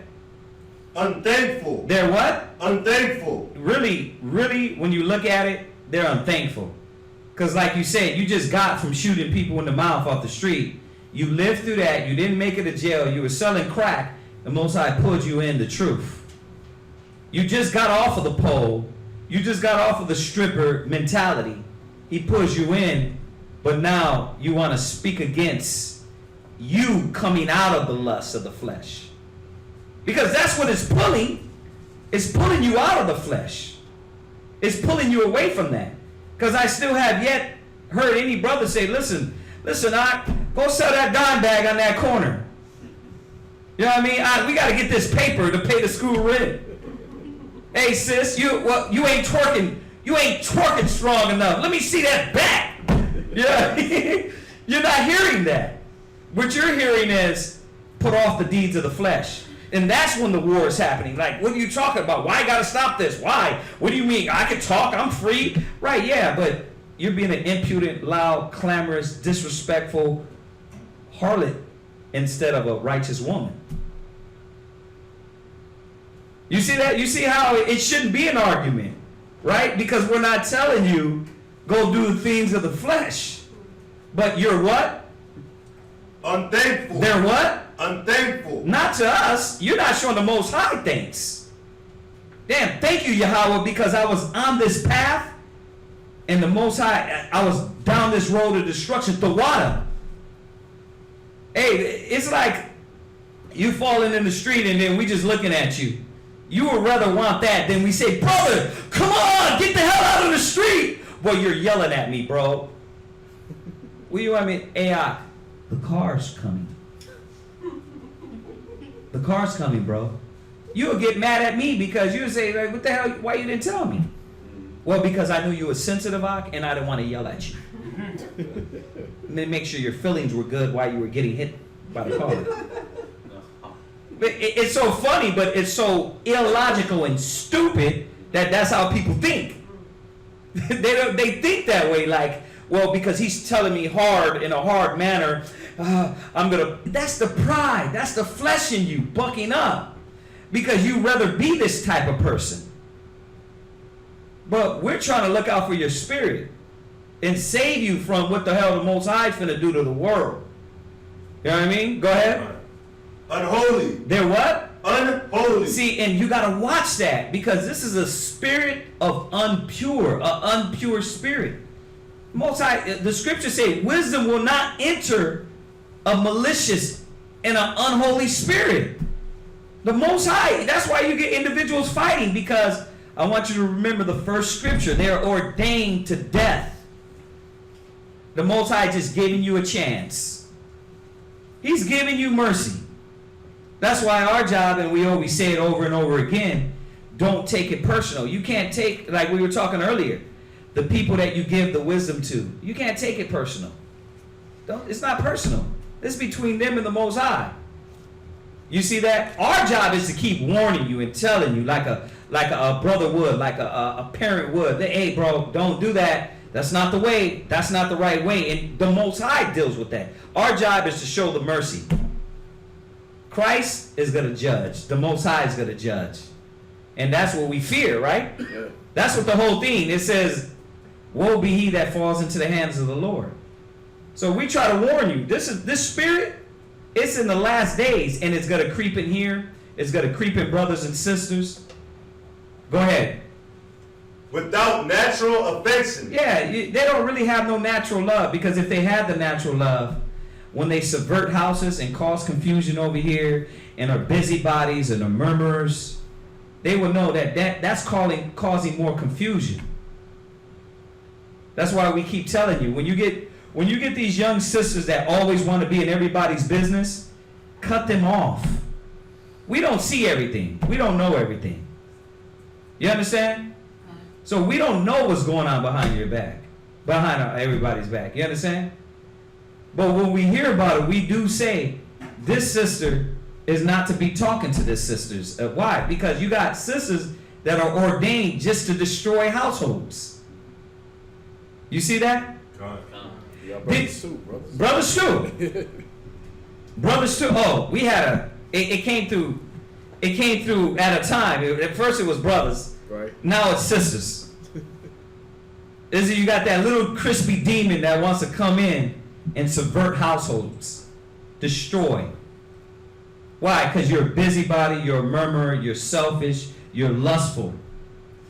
Right? Then you got the weakest sister going to what? The weakest sister. You see that? So y'all got to be able to shut it down. You got to be able to say, sis, what does that household got to do with anything with shalom, sis? You know, I want to hit a few scriptures on, Yeah. on how to identify that. Okay. Were you finished with this one? No. I mean, but do you want me to hold off and then we jump back? Yeah. Because is it gonna intertwine? I mean, it's just that identifying those types. Okay, because it's gonna go into that too. Then go ahead, read down. Truce breakers. They're what? Truce breakers. Right, because really, a truce of righteousness has been made. Right? A truce of righteousness has been made when you come in. See, but these are unholy people. These are unpure people. Their mind is impure. Their conscience is defiled. So everything they do is defiled. Go ahead. And then they agree to something that's going to keep the peace. Right. Oh, you know what? I'll do that. And then they go behind your back complaining about what Right. what they agreed to. Like, you agreed to that. You know what I mean? Brother, we told you stop having sex with all these women. Now you're going to go around talking about how we bad because we told you can't have sex with all these women? You can't have another rib. You can't have another wife. we got that too. Brothers get upset. Go ahead. False accusers. They're what? False accusers. They're what? False accusers. You know how they're false accusers? Because they don't really know what's going on in this section, in this house, in this family, but they speak on it. You understand that? This is what the Most High said. They're ordained for condemnation. Listen, come on, let's be real. You know what this sounds like? A regular day at work. Right? Come on, let's be real. This sounds like a regular day at work. Work, school, jail. Where everybody, and they try to bring that in the truth, in the body. Drama. They try to bring that amongst us, man. That's why we put sisters and brothers on blast. See, right now we're generalizing, but eventually, if it don't stop, we have to say the name. That way you can know, oh, this sister got demons on her. This brother got spirits on him. You see that? But we're trying to be priestly about it because that way y'all can understand that this spirit exists. And it exists to disrupt the word, the characteristic that we supposed to be created in. Why? Because they come in the street, they come off the street wanting to be the same individual. You see that? Go ahead. And you know, if I can add to that, but you really got to watch them because the scriptures call them dogs. Right. And I had a whole bunch of them, man. I had a damn litter, 2 litters at a time at my house, man. But when you look at dogs, man, when you look at how they act, when you whoop a dog, like when you whoop the puppies, they poop on the floor, you go spank them. Like I smack them in their butt, right? Put their nose in and smack them in their butt. These things would yell like they was being killed, man, because they knew it would garner sympathy. My ribs are looking at me like, wow, why'd you just beat that dog like that? I'm like, you saw what I did. The dog would do it before I even grabbed him. But that's what they do. These people, you know, they start going around. Yeah, the brothers just treat me so bad and da da da. Then you sitting there with that natural Israelite heart, toward people, and you're like, wow, that's wrong. Why the brothers doing you like that? And you know what the brothers are doing? Telling you stop doing this, stop doing that, Right. stop being lovers of yourselves, covenant, boasters, proud, blasphemers. God. Stop being disobedient. Yep. Like I said, ask them that. Ask them what are they doing. Say, did they tell you to go sell that crack on the corner? You just ask them. Like, what did they? Why are you saying they're mean? Because it's pulling them out of this spirit. You see that? So let's rewind. Let's ask ourselves, why did he leave that? Why did he leave them to creep in unawares? Think about it. He said it right in Peter's, right? Was it Peter's or Jude? Jude. He said they're gonna creep in unawares, right? Why did Most High do that? Like, dang, could you could have just made it peaceful, but why did he do that? What? I think it's part of the sifting process. Talk a little louder so they can hear you. I'm guessing it's part of the sifting process. Like, Part of the sifting. Very good point. Very good point. Oh, and expound on that. What do you mean, part of the sifting? because I mean, like, basically, I mean, some people, like, they might be inside, they might be internalizing the same thing, and that's why he said, like, some is the parable of like the seeds, basically, where some fell on this type of ground, that type of ground, that type of ground. Not everybody at the end, we know that. It's gonna make it. All right. What else? Why?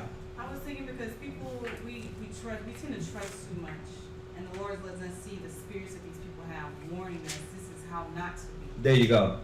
Letting us be aware of our enemies that are all around us. There you go. What else? What else? What you think of, Volante? A scripture came to my mind, but it went away. It's all good. I know you got a code. Yeah. Well, this is the whole point of us doing it. Is for us to see that even though we try to be pure-minded, it said like a worm, right? Is that the definition? They worm their way in. It says they worm their way in. Why? How a worm has to get through a tight. You gotta creep in, right? Well, that's how it is. Because for the most part, you got people sincere, wanting to come and learn and change, and know that the old ways is not the way. But then you got the worms that creep in, and these are the characteristics. And that's what. Well, first of all, check yourself. Check yourself. We check ourselves to know, okay, am I like that? Then we know, okay, as we go through these characteristics, well, what are the other symptoms of this type of spirit? Y'all get that? Go ahead, read on. I help out the answer to that question too is that the Most High does everything in a balance. When He wants you to learn something, He's going to give you positive examples, and He's going to give you negative examples. You see that? Like, we can maintain the positive example because that's what we do. But okay, if we're going to do that to save our spirits, well, then the Most High got to have somebody come in and be the negative example. Mm-hmm. They got to be the example of what not to do. So you're going to have these people that are around so that you can get a well-balanced learning experience. Y'all see that? So you didn't just get the holy. No, you got the nigga. You know what I mean? That showed you, hey, I shouldn't do that at all. Yeah. I don't want to talk like that, act like that, move my neck like that, none of that. The scriptures say we shall shine as lights. There's got to be a pure, straight wall difference between the clean and the unclean when Christ come back. There's got to be a difference. That's why you gotta keep on the path of these scriptures. Y'all gotta stop looking at man and keeping this Bible. Well, you know why? Because man can be a deterrence. Remember, and we say it a lot. Christ ordained us to unify.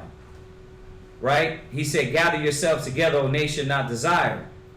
But at the same time, our focus is on kingdom. You see that? God. We unify, yes. That's you're like-minded, you're gonna do things together. But your mind, your medulla is gotta be focused on the Most High. Because you're gonna get men that mess up, you're gonna get women that mess up, you're gonna get men that come in are wrong and do things are off, and then you're gonna get men that come and do that which is right. And they're gonna be moved out of the way. because that's how the Most High works. It has to happen that way. Y'all see that?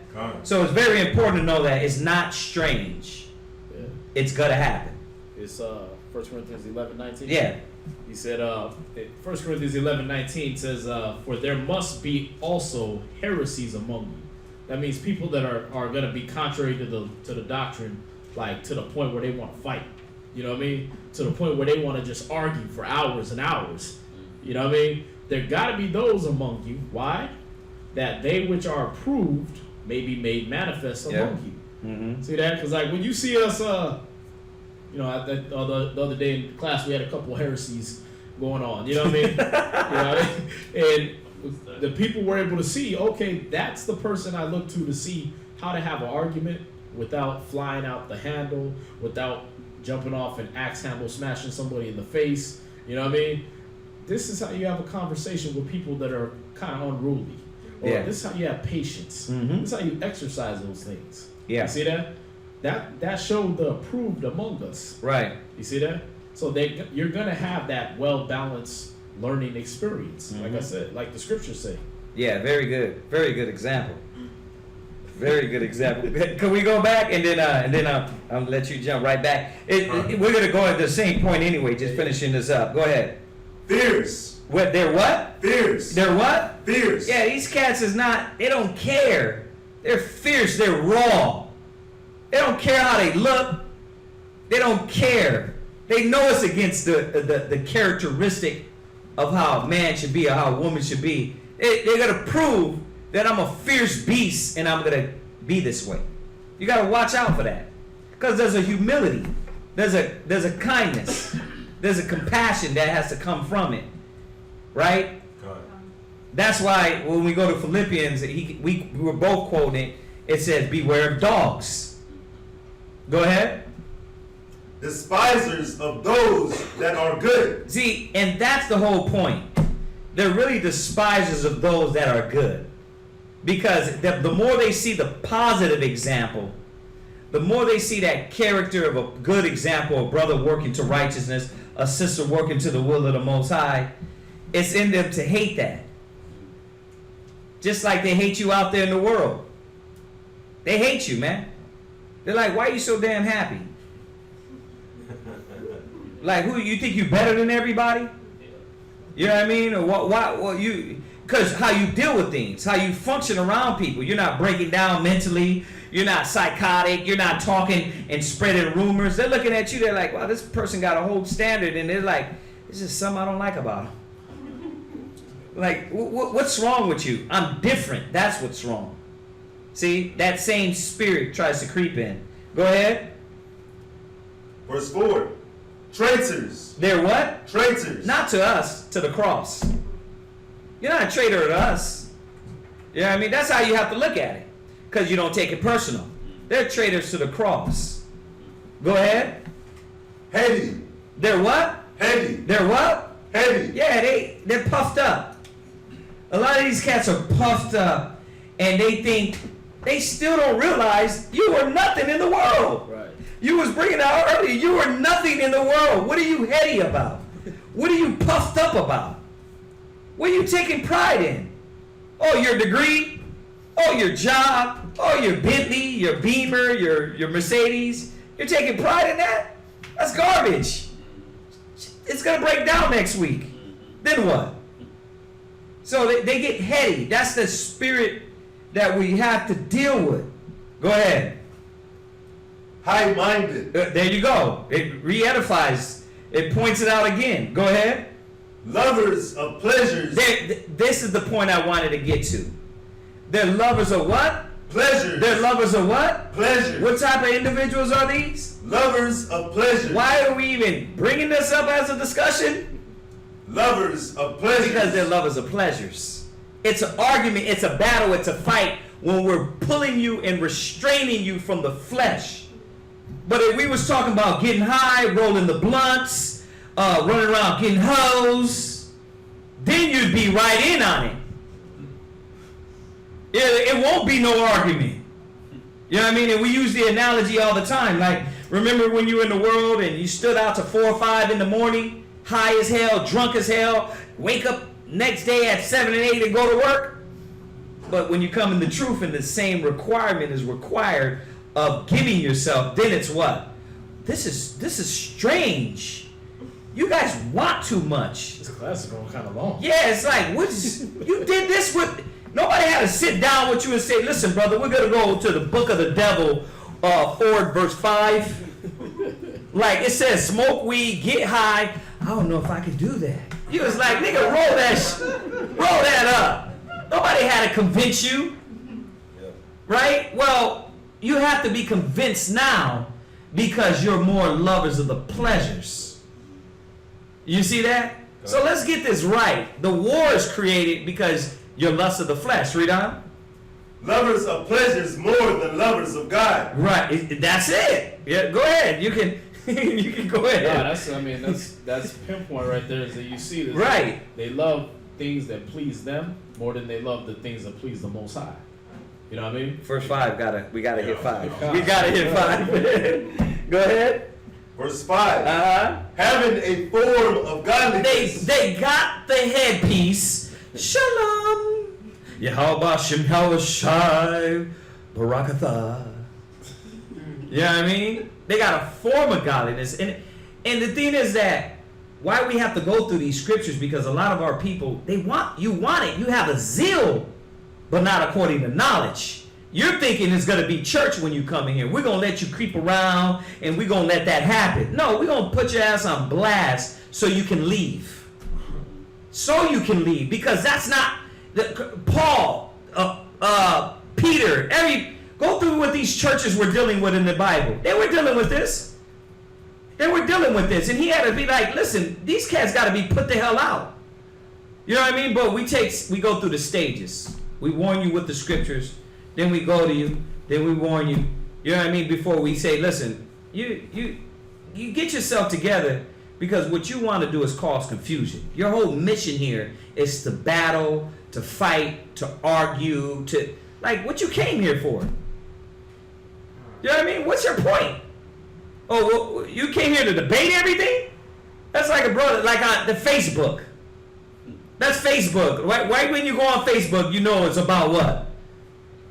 Argument. I'm going to get into an argument. You know what I mean? The Most High is punishing the world. Well, actually, it's like, who are you? Like, why are you? That's why I don't go on there. But you see, it's not that spirit. We're not here to do that. Having a form of godliness. Go ahead. But denying the power thereof. Uh-huh. From such, turn away. Do what? Turn away. So what we're saying is, when she hits you up on text like, sis, it's be like, sis, the order was, you need to stay in your own business. Brother, did you go, oh, you got a problem with that, brother? Oh yeah, do what the Bible says. Go to him and tell him. Not doing what we did in the world. Going and talking behind people's backs. And then if we know as elders, we know because we got to get it out. It ain't to the level of we communicating just to sit there and sit on it and to talk about it because it's fun. We talking about it because we want to, that's got to go. You see that? From such turn away.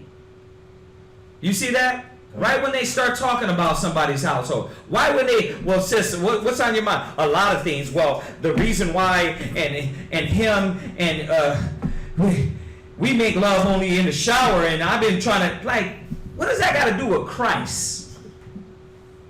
You know what I mean? When he had the ice rolling down my back, you know, it only lasted 2 minutes, and I'm just like, do you deal with that, sis?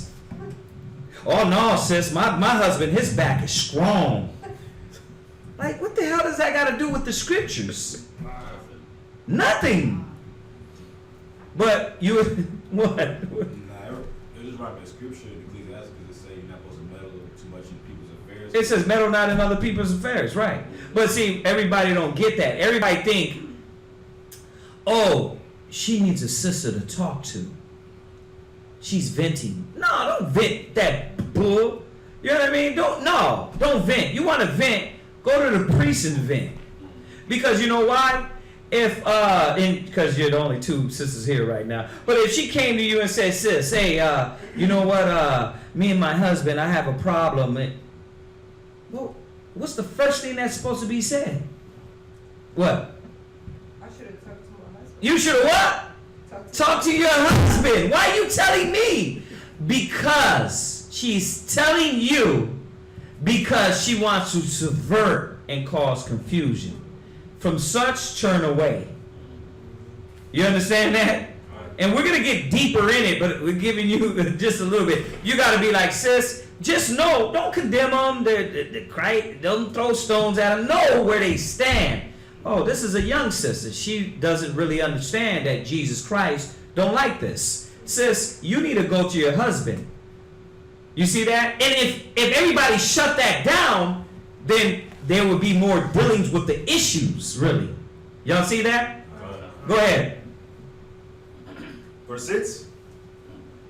You finished that? Go ahead. Verse 6. For of this sort are they which creep into houses and lead captive silly women laden with sins. Right. So that's basically going into that kind of mentality that a lot of these churches have. Some of these little break off, the break off camps will do. Yeah. I'm trying to make a doctrine that women will like. Right, right. Yeah, sis, that camp's off. They shouldn't talk to women like that. Right, right. You know what I mean? Well, you come here, we'll talk to you like this. Which is a lie, because when you get over there, they put you in order. Yeah. They're not going to let that dwell amongst them. You know? Y'all see that? No, so that's going into that type. But I want to hit these real quick. Ecclesiastes in the Apocrypha. We're going to go to 19 verse 26. I'm going to read through verse 30. We're going to go through these characteristics. That way you can pinpoint, accurately see them, and then we'll jump back to 2 Peter. So you can see that the scripture's been telling us about all this. You said 19? Yeah, Ecclesiastes chapter 19, verse 26. Ecclesiasticus chapter 19, verse 26. Go ahead. There is a wicked man that hangeth down his head. It's in the Apocrypha. In the Apocrypha. Oh, you ain't got one? I'll just listen. Okay. We don't got no more up here. We gave them all out. Yeah. That's why I listen. Okay, and brother, do you know about the Apocrypha? Yeah. No, this brother right. I didn't look through it, but I don't know. Oh, okay, all right. Well, it's part of the Bible that was taken out. All right, and you can actually buy I got the Bible with it in there. Oh, okay. Yeah, so it's not a foreign book. It's part of the Bible. Okay, go ahead. Ecclesiasticus chapter 19, verse 26. There is a wicked man that hangeth down his head sadly, but inwardly is full of deceit. See, and that's that one, like I said, we had a couple sisters like that where they walk around acting like brothers did them wrong and they were treated this certain way and they did it to garner sympathy from other people. You know what I mean? And the weak-minded was like, yeah, man, I don't like that, man. I don't like the way y'all treated that sister, man. Right. Like, you mean the one we took off the streets homeless with her son and fed her and Right, clothed right. her and made sure Right. she had showers and all that? You mean that one? Yeah, I don't like that. You're like, what did she tell you we did? Right. You know what I mean? Because we made her not homeless. You see that? Or you had the ones where they get that counsel, like, sis, you can't just be running around telling all everybody's business in the street. Right. And she walk around like a dog with his tail between her legs and look like she just got beat down by the brothers. Right. Like, what's wrong with you, sis? Well, brothers they just don't let me do what I need to do. Right. Spirit. It's like, is that the disobedient kid? Huh? You be like, listen, bed, 9 o'clock. Why? 9 o'clock, bed. Why? Like, get your ass in bed. You know what I mean? But why? Could we just get 30? But then they go hanging their head sadly like you went and whooped their ass. You know what I mean? And what does that do for the young-minded? Makes you feel sorry for them. Then you're on their side. Oh, man, that is wrong, man. I didn't know that's what I was getting into.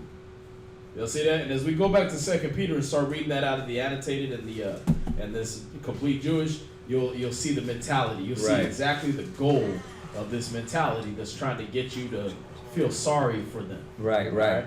But it said there's a wicked man hang his head sadly. Go ahead. Mm-hmm. Verse 27, casting down his countenance and making as if he heard not. See, he cast down. Yeah. Huh? You know what I mean? She got the puppy, round puppy eyes. Huh, brother? I just don't understand. Yeah, I just, the reason I'm loud and obnoxious and clamorous is because I just don't, like, really? Like, if you stop talking over us, maybe you will understand. Right? Go ahead. Where he is not known, he will do thee a mischief. See that? When you don't know, when you're unlearned and you don't know that this type of person exists, then they'll do you a mischief. They'll hurt you. They'll hurt your spirit, subvert your household. Okay, can I get it? Yeah. 2 Timothy 3 verse 6. Dang, bro, that's hard. You I said didn't think of that do scripture. you a mischief. It says, where it's not known, he'll do you a mischief. So we're trying to open up everybody's eyes. That way when these young spirits come through, immature spirits come through and try to subvert houses, you guys will be aware. It's not to make, listen man, we're about helping people. If this hurts your feelings, really, is this wrong? Well, us telling you not to be damn murmurers and talking about another man's household, think about it. Is that wrong? So why your feelings are getting hurt? Because you like to be a mischievous little nigglet. It pleases you to be a gossip. Yeah, exactly. So you love that pleasure more than you love the Most High. Yeah, I'm sick and tired of us getting calls. Y'all hurt my feelings. Why? What did we do? What did we do? Did we walk over there and smack you? No, we smacked the pride. We smacked the lust of the flesh, and you don't like it. Like, what did we do? We were sitting in class here. You were there, and the word came out. Right? So, what did it say? Read where you at. Read where you at in the Apocrypha again. I was in Ecclesiasticus 19:26. Where you left off at. Verse 27. Uh-huh. It says, casting down his countenance and making as if he heard not. Go ahead. Where he is not known, he will do thee a mischief. Stop. Where he is not known, he'll do you mischief. Now let's get in details. Go ahead. 2 Timothy 3 and 6. 2 Timothy chapter 3 verse 6. Uh-huh. For of this sort are they which creep into houses. They do what? Creep into houses. They do what? Creep into houses. They want to know everything that's going around with everybody's house. And now they can do it without you even knowing. It ain't even a knock on the door now. Yeah. They texting now. You Yeah. know what I mean? Oh, the sister texts me. Yeah, but you were supposed to say sis. That's between you and your husband. Yeah. Are you gonna get sisters that text y'all and try to gain a relationship? That's good. But that ain't got nothing to do with your household. Relationship is you want to sit there and eat, talk about a movie, talk about the truth, but as soon as you, oh yeah, but this sister and that sister, and you know what, they don't like me. It's like, sis, how the hell do you know? But this is where they start getting in this mode to where now they're hurting people more. We gotta kind of step by step educate y'all. Yeah. The sister says these sisters don't like me. Okay, let's get those sisters in this group chat. There you You know what I go. mean? Let's get them on this conversation. Let's see if they don't like you. Because, or if not, it's the worldly way. The worldly way is what? You talking behind somebody's back and spreading rumors. Same thing with brothers.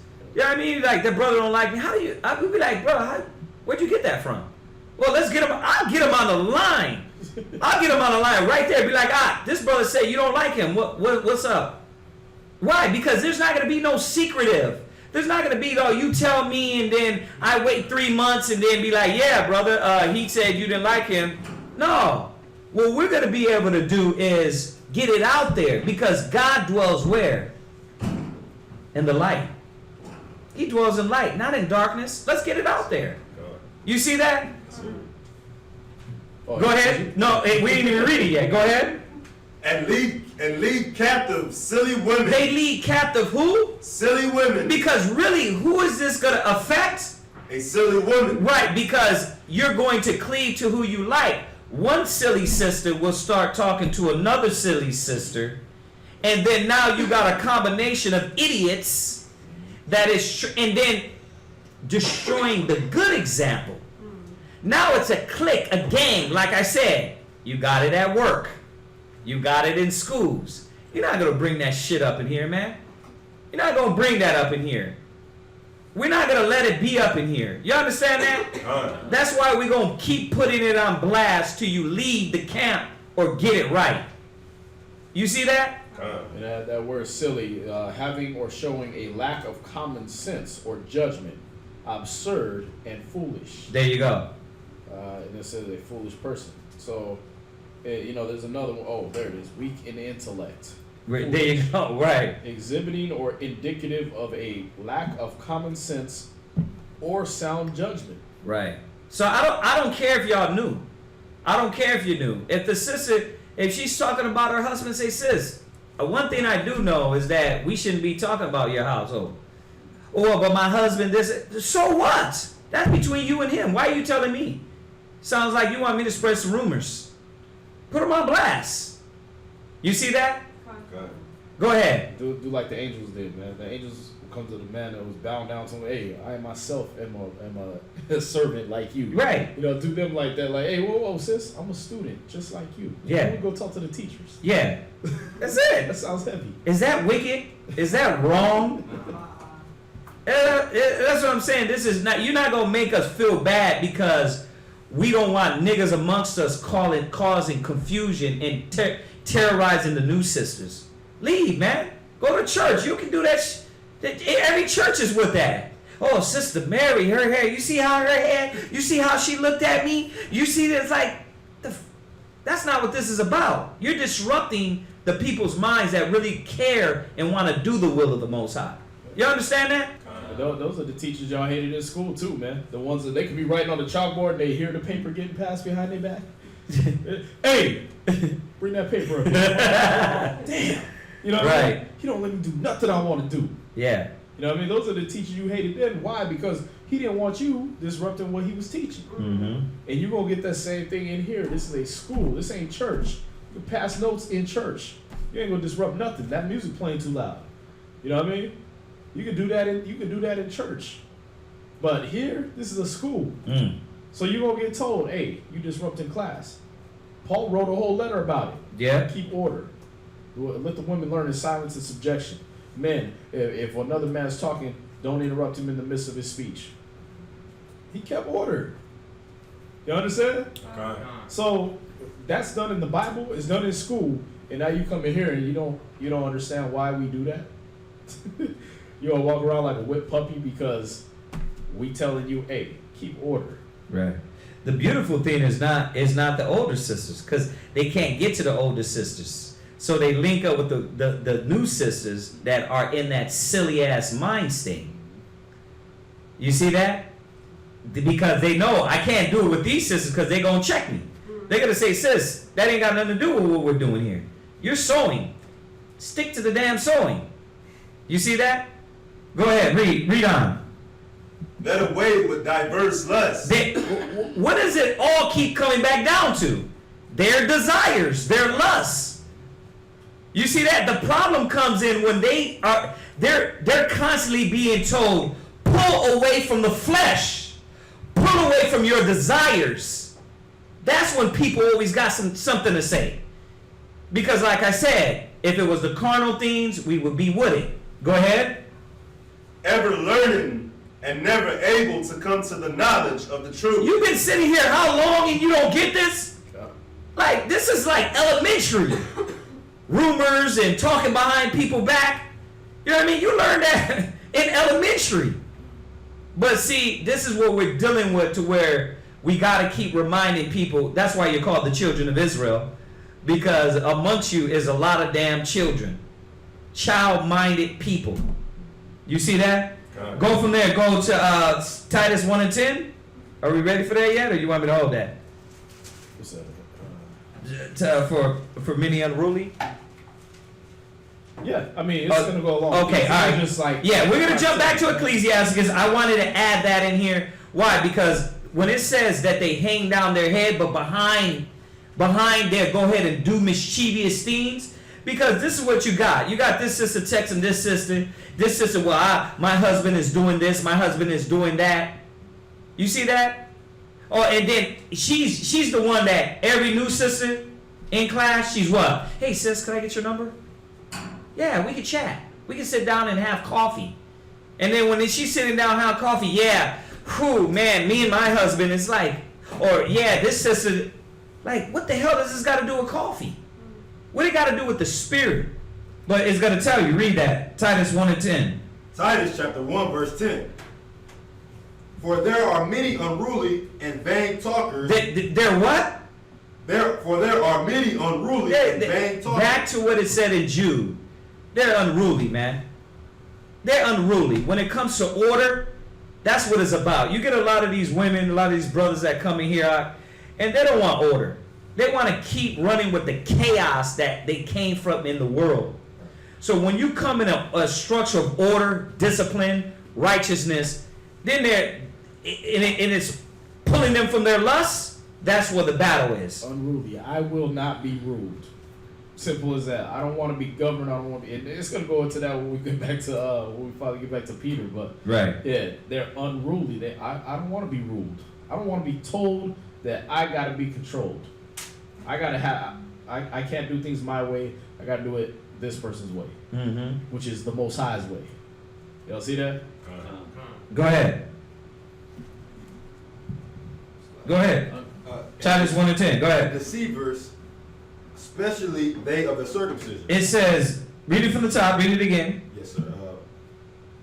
Titus chapter 1 verse 10. For there are many unruly and vain talkers and deceivers. Right. Especially they of the circumcision. See, especially they of the Israelites that know they're Israelites. Go ahead. Whose mouths must be stopped. Go ahead. Who subvert, whole houses. They do what? Subvert whole houses. They do what? Who subvert whole houses. You go into whole houses and create more confusion, more doubt, more negative. And because the simple believeth every word. When we get calls, and we say this 1,000 times over, when we get calls from random people online, we don't feed in. When the sister's like, yeah, my husband is doing this, I'm like, really? Why would he do that? We're asking questions. But the simple, you know how these houses are subverted? Because you got another sister that wants to what? Gossip. That's how. You got another sister that wants to gossip. What? I got the definition for subvert. Uh-huh. And it says to overthrow from the foundation. Yeah, and the foundation is supposed to be the husband. So what do? Instead of saying, sis, the Bible says, go back to your husband and talk about this. What are they doing? You're spreading the rumor. You're creating more of the confusion, and it's not going to the husband. It's going to everybody else. This is in here. Why did he say this? Because it was going to happen. Because it was amongst them back then, and it's amongst us now. Go ahead. It says to overturn, to ruin utterly. Wow. To overturn and to turn and ruin utterly. And I got this last part. It says to corrupt, to confound, to pervert the mind, and to turn it from the truth. Check that out. Oh, man. Because why?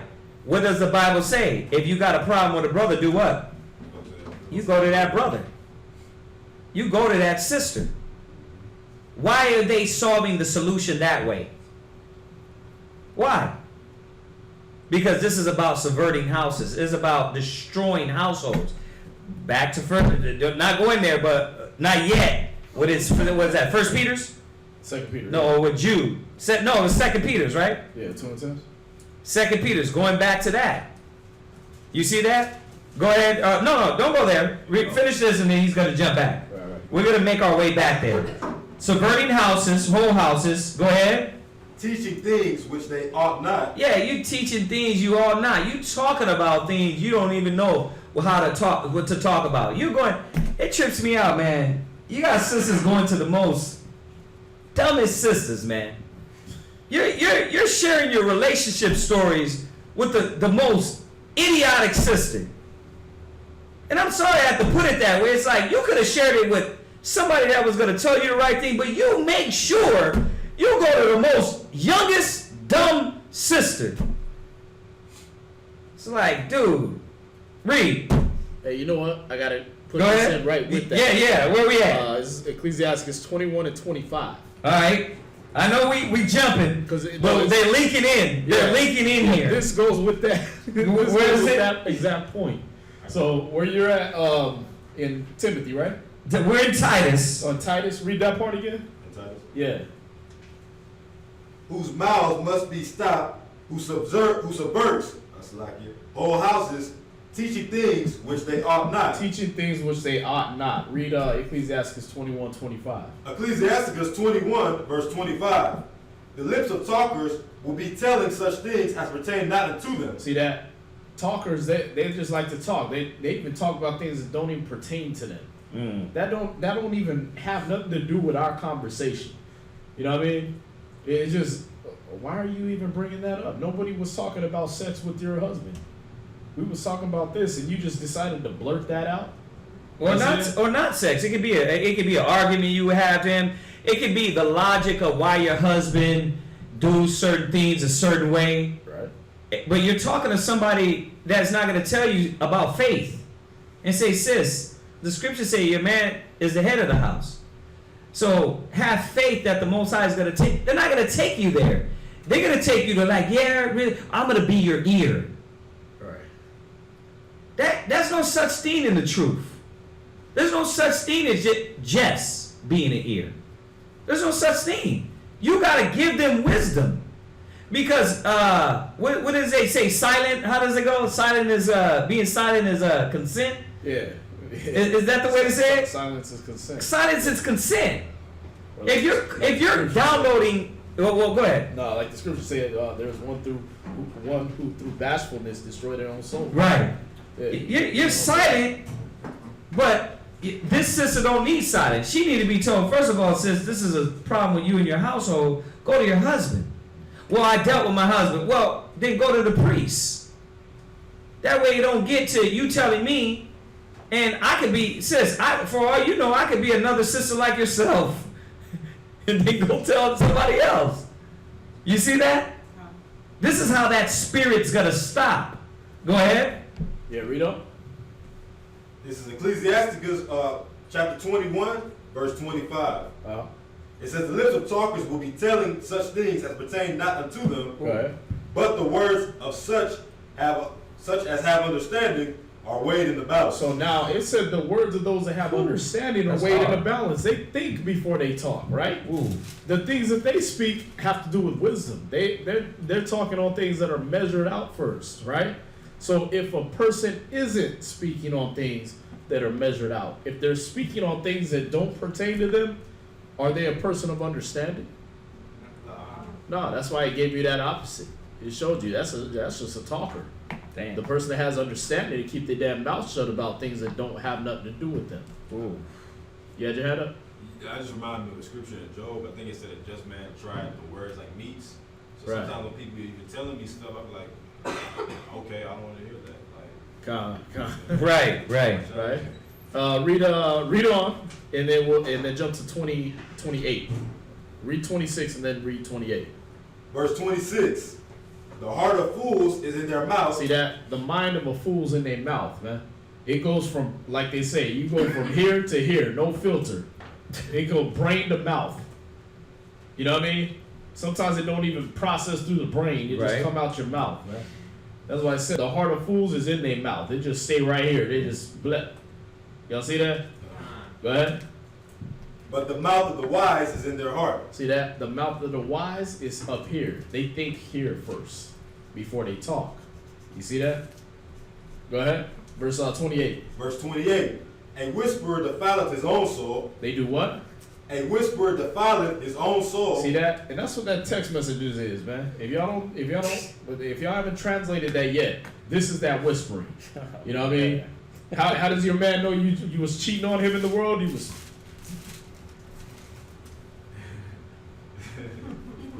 You know what I mean? He was over there. No, you don't need to see. You know what I mean? You got 3 passcodes on your phone with a fingerprint ID and DNA sample. You gotta leave. Like, damn. You really don't want me to see what's going on in there. Y'all see that? Read. And is hated wheresoever he dwelleth. See, that whisperer defiles his own soul, man. Because what? He's doing what it says up there. He's talking about things that don't pertain to him. You see that? They're going there and whispering to this person, whispering to that person. Why are they whispering? Because they don't want to be found out. God, please. See that? I don't want the person that corrects what I'm saying to hear this. Right. I can't subvert the whole house if somebody's watching me. Right. They're like, hey, what are you trying to do over there? Right. Y'all see that? He said, but dang. He defiles his own spirit and is hated wherever he dwells. Y'all see that? And these are what I'm showing you these things is because this is how you're gonna identify these people. Right. Why are you whispering? You see, if that was something you thought was important to say in the middle of class, why you didn't raise your hand and say it in class? Right. Why are you whispering over here in my ear? Why are you texting me? Why are you texting me this? This is why you didn't call me. Y'all see that? Well, why didn't you say that when that brother was there? When that sister was there? Right. We just had a whole garment meeting where all the sisters that you're talking about were there. Right. Why you didn't tell her? Yeah. Why you didn't say it then?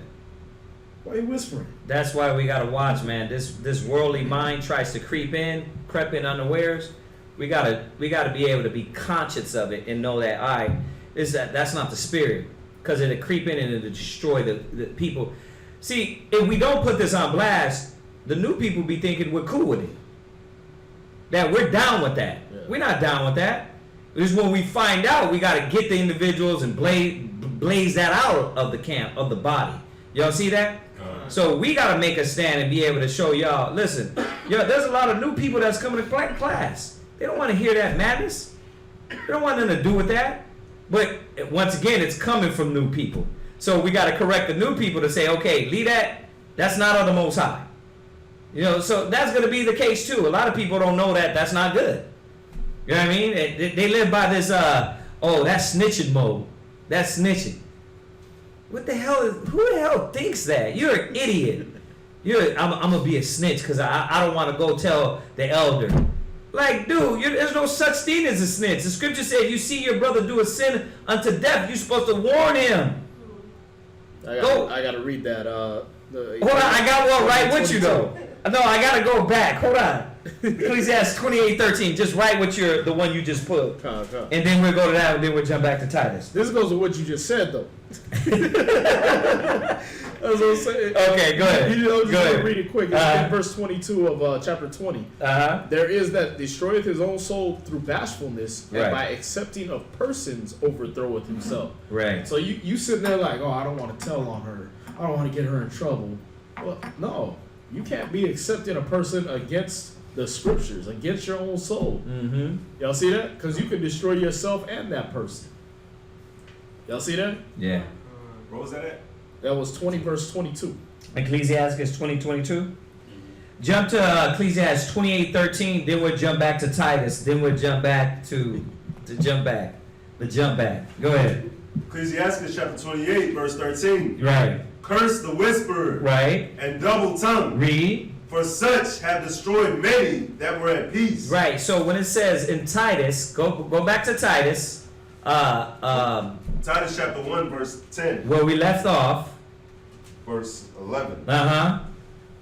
Whose mouths must be stopped. Who subvert whole houses. Right. When it says subvert whole houses, for such have destroyed many that were at peace.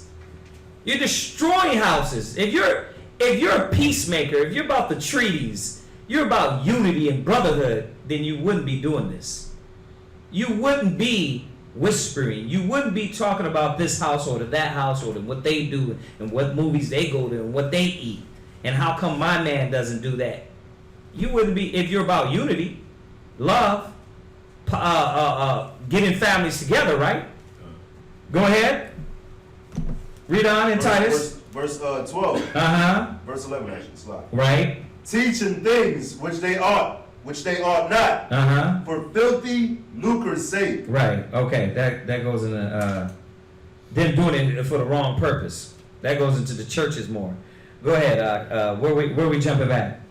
Again, just going into those characteristics. We're gonna do verse 16. Ecclesiastes 21:16. Oh, you never finish Ecclesiastes 19 and 26. That's where we left off at.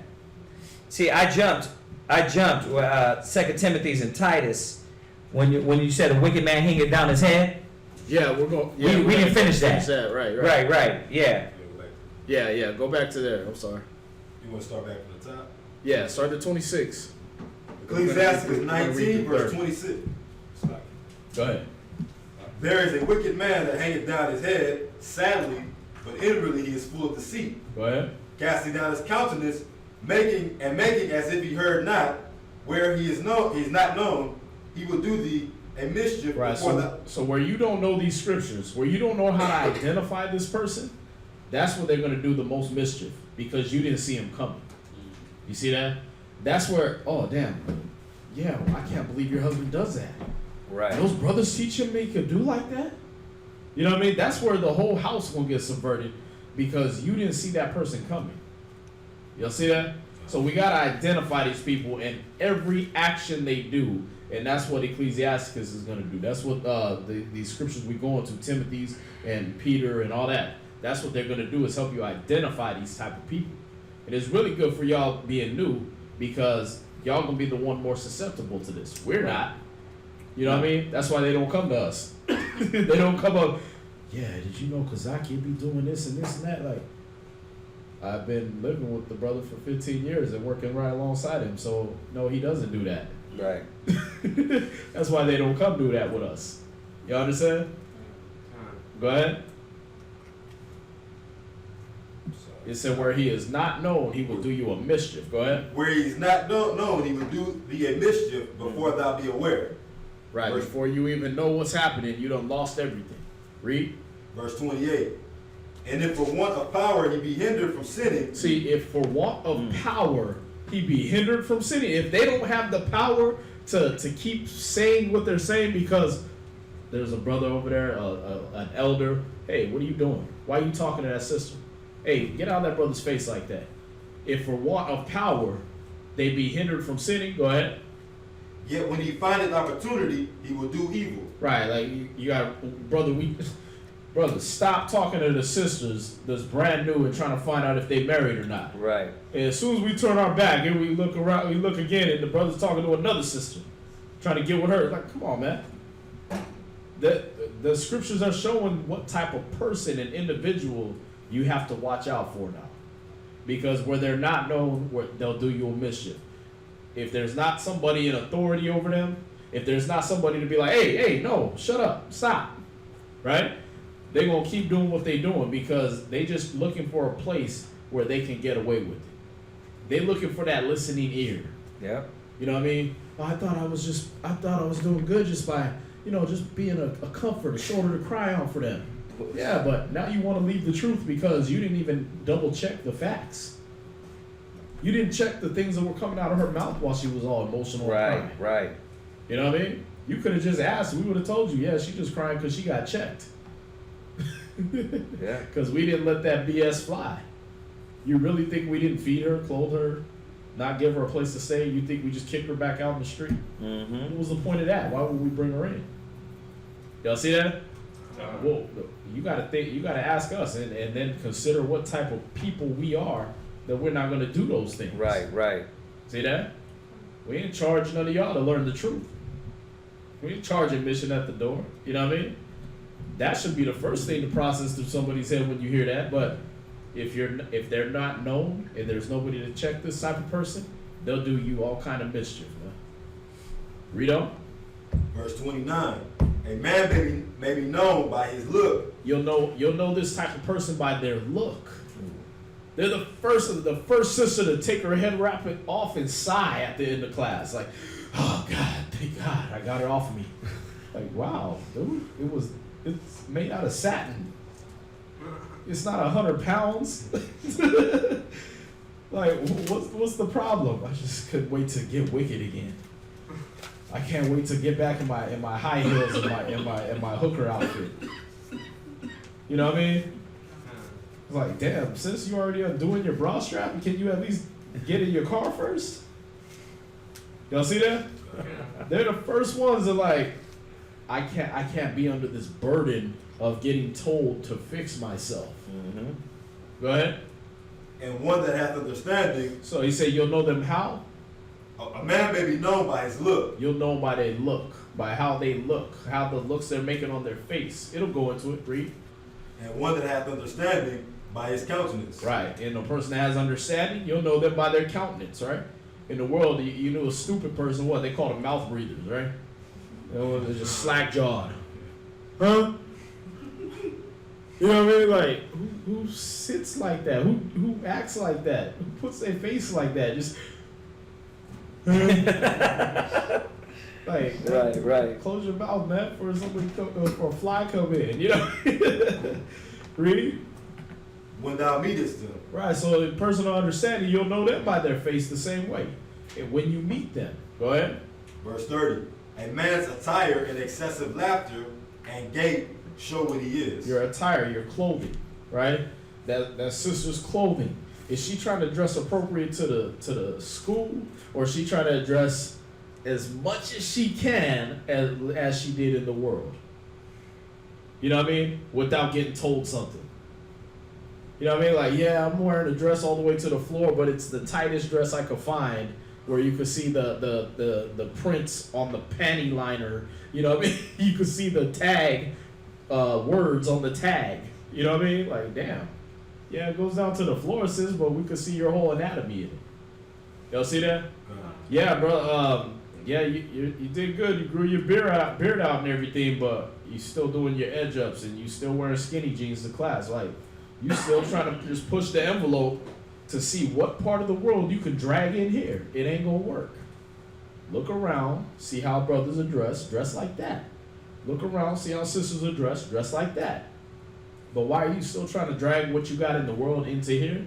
Because you want to subvert houses. You want to be this person that wants to do people a mischief. Now we got to have other sisters that have been around a little bit like, hey, we can wear pants to class now? No, sis.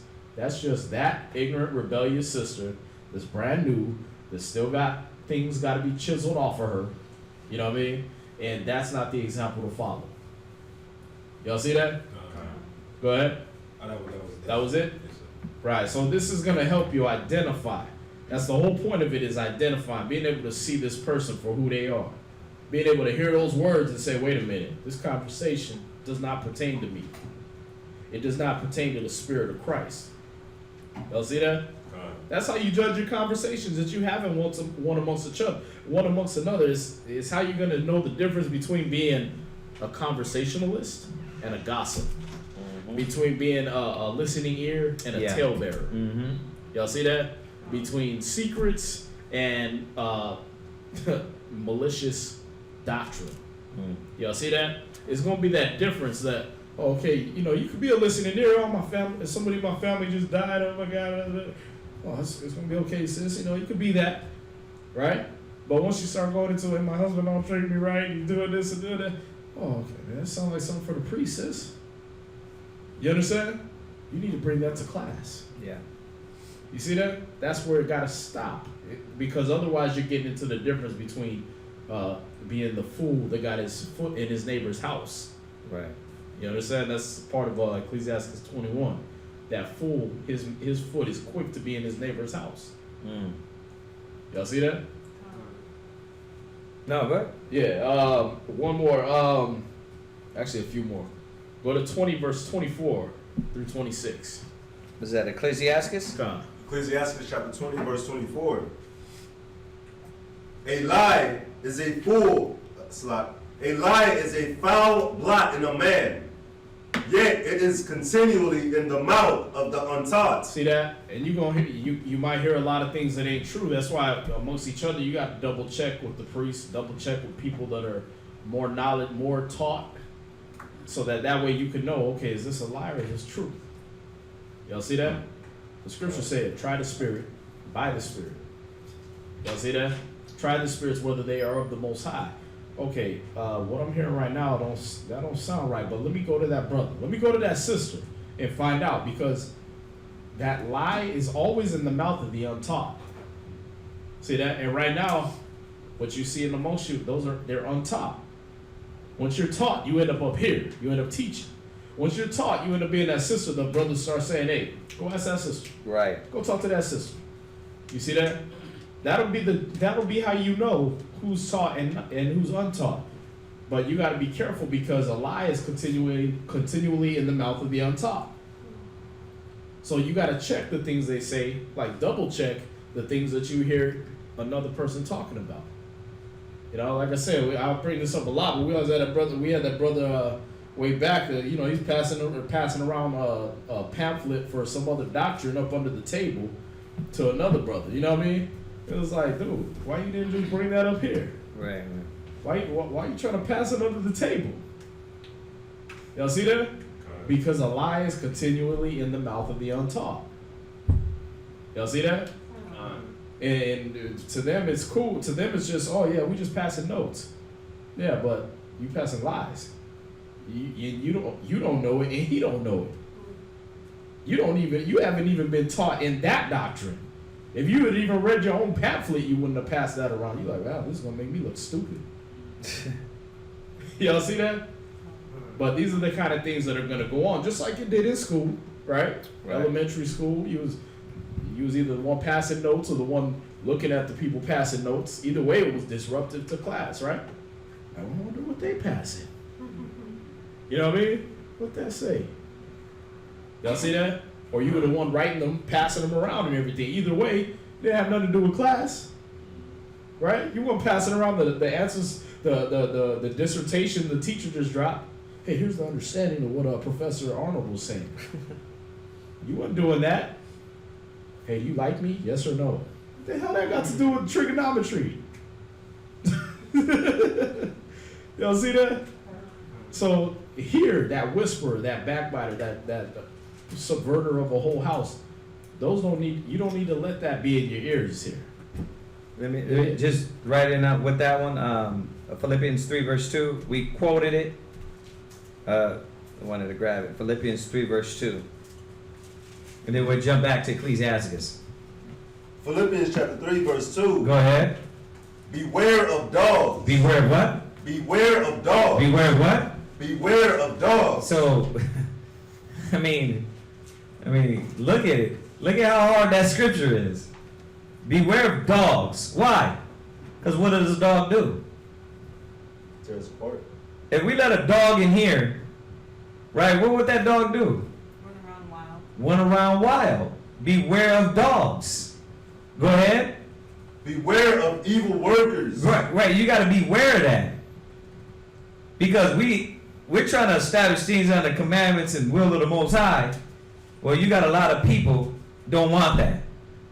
Go ahead. Beware of the concision. Beware of the what? Concision. Now look up the word concision. I know me and the brothers did this, but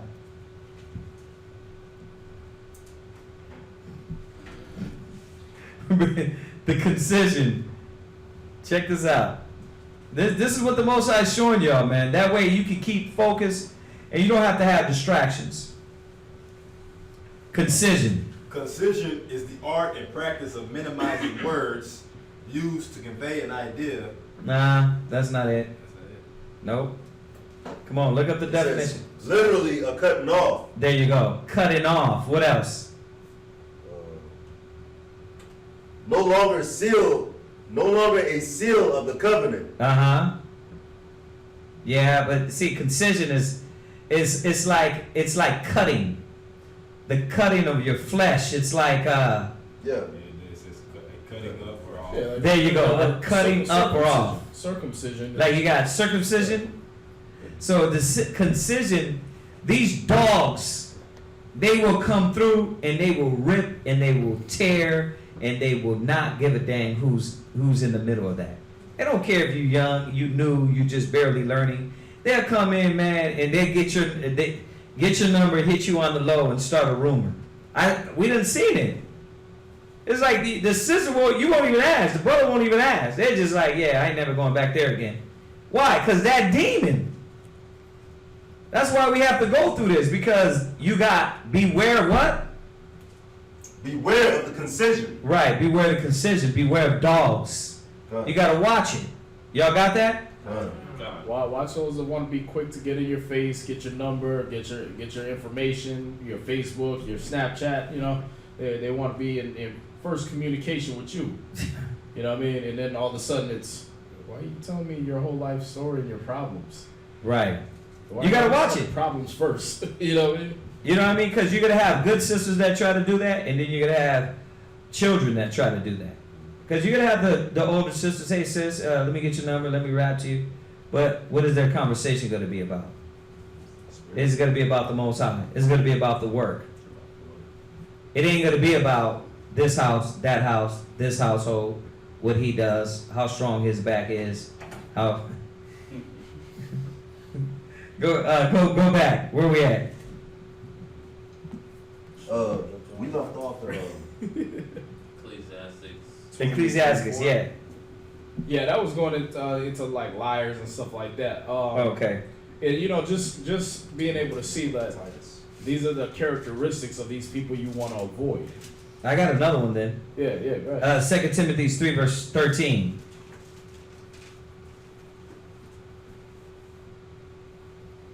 Second Timothy 3 verse 13. 2 Timothy chapter 3 verse 13. Uh-huh. But evil men and seducers. And what? And seducers. What is this type of spirit? It's seducing. It's a seducing spirit. You know what I mean? They act like once again, the wicked man, he hangs down his head and he act like if he's, sister, I'm just want to listen. Just want to listen. I'm going to be your ear, sister.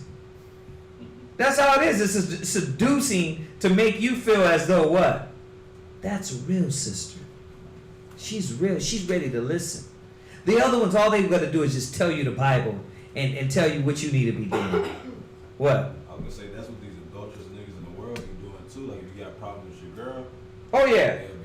I've had that happen to me. Like, well, you know, oh, and you hear your girl, oh, well, he listens to me and whoop de whoop. Oh, it goes deep. It goes deep. That's why you got to watch out for Facebook. Because they get on Facebook and then you start telling them in that seducing nigga, like you said, the seducing nigga get on there and like, listen, that's why you need to be rolling with us. Serious. And it just be all because he wants to get in your panty liner. It's not because he cares about your spirit or they care about getting your mind right. It's about, that's why you need to roll with us.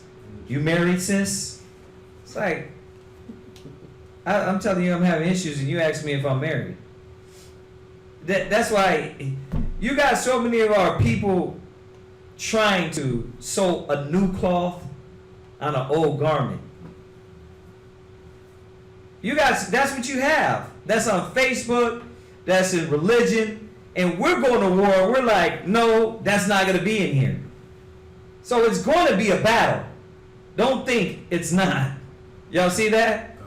So seducers, go ahead. And seducers shall wax worse and worse. And you see them, like we read earlier, they're ever learning.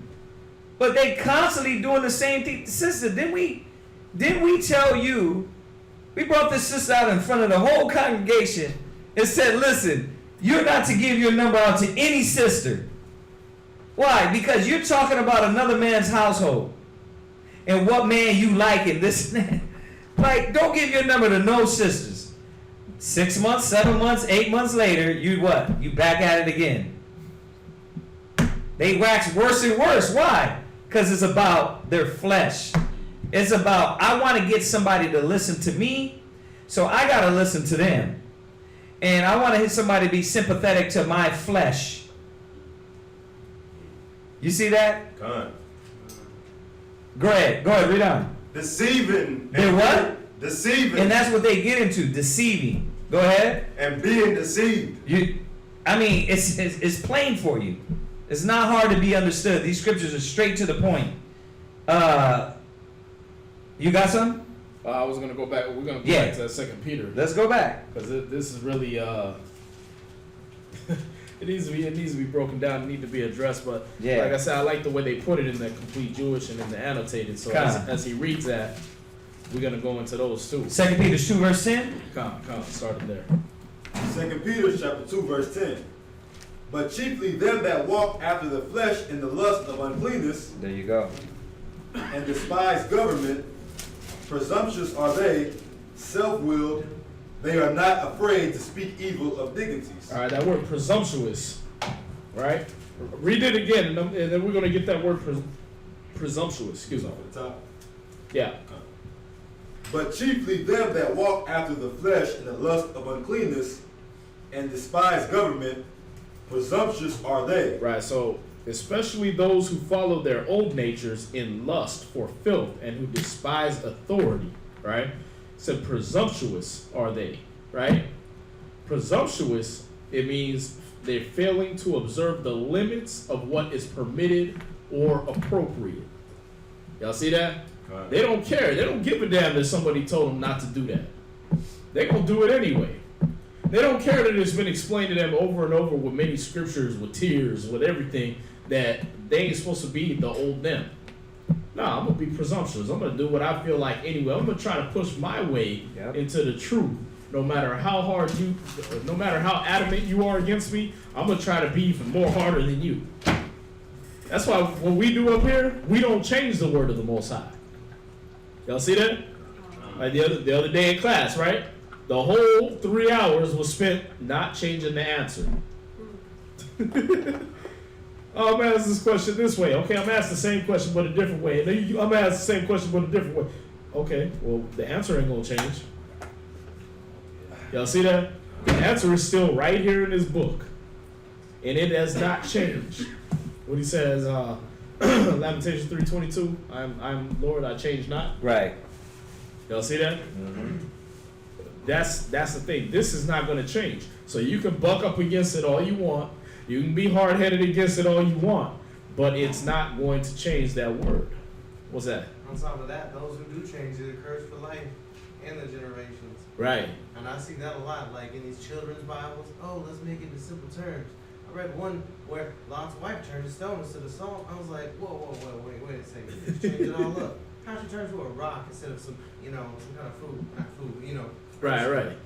Yeah, and that's the thing, is it's little things like that, but it's now where it becomes like, oh, okay, how am I subverting the house this way? Is now I'm changing the doctrine in my own life to suit. I'm changing things to suit myself, and Right. I'm gonna come into class just like this. You know what I mean?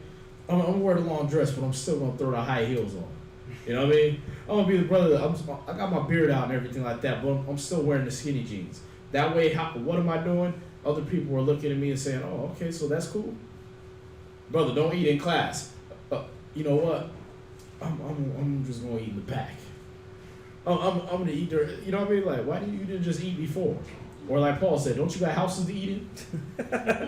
You know what I mean? Right. That you eat at home, right? That's the thing, is that these people want to push their nature into the truth, and it's not the truth. When you see it, it's not the truth.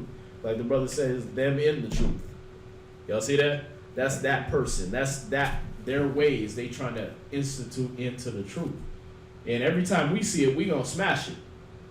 But when y'all see it, y'all gotta think to yourselves, being young, just think like this: do the priests do that? Exactly. You see that? Do they condone that? Let me go out. Hey, is that okay? Is that okay if I line myself up like that? Is that okay if I wear the tightest skirt I can find, as long as it go down to the floor? No, sis. And we don't know why that sister do it. As a matter of fact, we're gonna deal with her. See that? Why didn't you get nobody in trouble? Don't worry about it. She was gonna get in trouble anyway. Her actions was gonna get her in trouble. Y'all see that? But so you're good. Make sure you don't do it. Y'all see that? But read on. It said, presumptuous are they, meaning they're failing to observe the limits of what is permitted or appropriate. Gotta watch out for these people, man. Mm-hmm. Gotta watch out for them, because if they won't have limitations put on them, if they won't be ruled by, we're not ruling them by our own personal opinion. Right. Everything we're doing is scripture. When we tell sisters wear a head covering, you can read about it. When we tell brothers, look, grow your beard out, you can read about it. Y'all see that? There's nothing in here we're doing out of just our opinion of what we feel life should be. If it was like that, we wouldn't be here. Definitely not. I got a PlayStation at home. I don't need to talk to y'all for 3 hours. You know what I mean? Like, if it was up to us, we wouldn't have to do this. Y'all see that? Go ahead. Presumptuous are they, self-willed. They are not afraid to speak evil of dignity. And you're at 2 Peter 2 and what? 2 and 10. 2 and 10. All right. Just keeps flipping on me. Because like I said, you really got to hear it out of these because it goes right to the heart of this. Presumptuous and self-willed, these false teachers do not tremble at insulting angelic beings. This one said in the scripture said dignities, right? Right. And when you look up that word dignities, it means like people in high place. They don't give a damn, man. Yeah, what was that sister we was talking to? F you. Like, yeah. Really? You know I'm the one that brought you into the truth and taught you that you were an Israelite, right? Brute beast, man. Yeah. And that's what it's gonna go into, them brute beasts, man. Go ahead. Whereas angels, which are greater in power and might, bring not railing accusation against them before the Lord. Right. Go ahead. Verse 12. But these, as natural brute beasts, Right. made to be. These people, however, are like irrational animals. Y'all see that? It said mere creatures of instinct, born to be caught and killed. Beware of dogs. Yeah. Yeah, you gotta call animal control on these little these little assholes. Wow. What? The thing, like, this is another I've been seeing on Facebook. Like, I don't watch reality TV, but it's a girl, she cussing out Rob Kardashian, whatever. But it's brothers, like, we don't find that attractive. Like how you just said somebody said F you, like, even if it was like a brother that he's dealing with a rib, like, that's not attractive. Like, a brother I think it's past the point of them not giving a damn about what it is. You know, if a person can do that or say that, they have no really self-respect. They have no self-respect to give any respect to any other people. So, I mean, we know where they stand. It said it. Beware of dogs. I mean, they're animals. Yeah, this one says, but these people acting without thinking, like animals without reason, born to be captured and destroyed, insult things about which they have no knowledge. Y'all see that? Oh, it says insulting. Yeah. They insult things. Wow, that's hard. Where was that at? That's the Complete Jewish Bible. Come on, read on. As natural brute beasts made to be taken and destroyed, speak evil of the things that they understand not. Go ahead. And shall utterly perish in their own corruption. Yeah, it said when they are destroyed, their destruction will be total. Go ahead. Verse 13. And do you really want to follow that? No. Go ahead. Verse 13. And shall receive the reward of unrighteousness as they that count it pleasure to riot in the daytime. Yeah. Spots they are. It said they will be paid back harm as wages for the harm they are doing. Oh, so they are doing harm. It's not nothing innocent about it. It's not nothing. They care for you, like he said. These are dogs, man. They don't give a damn. They just coming in to tear up things and leave. Y'all see that? And I love that he uses the dogs thing, man, because like I said, if you deal with dogs, if you try to train them up, you know, puppies and stuff like that, you'll see all these characteristics, man. You know what I mean? Like my dogs will walk around my house and brothers be like, damn, you beat the hell out of these dogs all the time? Like, no, it's because they probably did something that I would beat the hell out of them for. You know what I mean? Then you go open the bathroom and they done chewed up the whole roll of toilet paper and left it all over the floor. You know what I mean? Or you go in the room, they done peed on the floor and they trying to creep around like, I know you gonna get me. You know what I mean? And that's how these people are. They do that and they text. And they see, you know, they, oh, shalom, brother. Like, why you got that guilty ass look on your face? Yeah. You know what I mean? Why you hide your phone real quick? Oh, no, everything's good. Like, okay. And then you find out, you get a phone call in the middle of the night and some brother want to leave the camp, or he want to cuss you out because what his rib told him what that chick said to him or her on text. You're like, damn, you just like a damn puppy, man. And you know you doing wrong. That's why you trying to hide it. Y'all see that? Yeah. You don't want to be these people, and you don't want to be around these people. That's why he said avoid them. Go ahead. Spots they are and blemishes. Where you There at? it is. There it is. Verse 13. Oh, okay. Let's see. Their idea of pleasure is carousing in broad daylight. They are spots and defects, reveling in their deceptions as they share meals with you. Spots. Yeah, they love doing what they doing. They think it's a game. They want to be. They're the special one. They're the ones that want to shine with stupidity. Like they make it a point to be the loudest, to be the most obnoxious, the most rowdy. Y'all see that? Let's see. There are blots and blemishes reveling in their dissipation while they feast with you. So basically, they love doing it. Like I said, they think it's a game, man.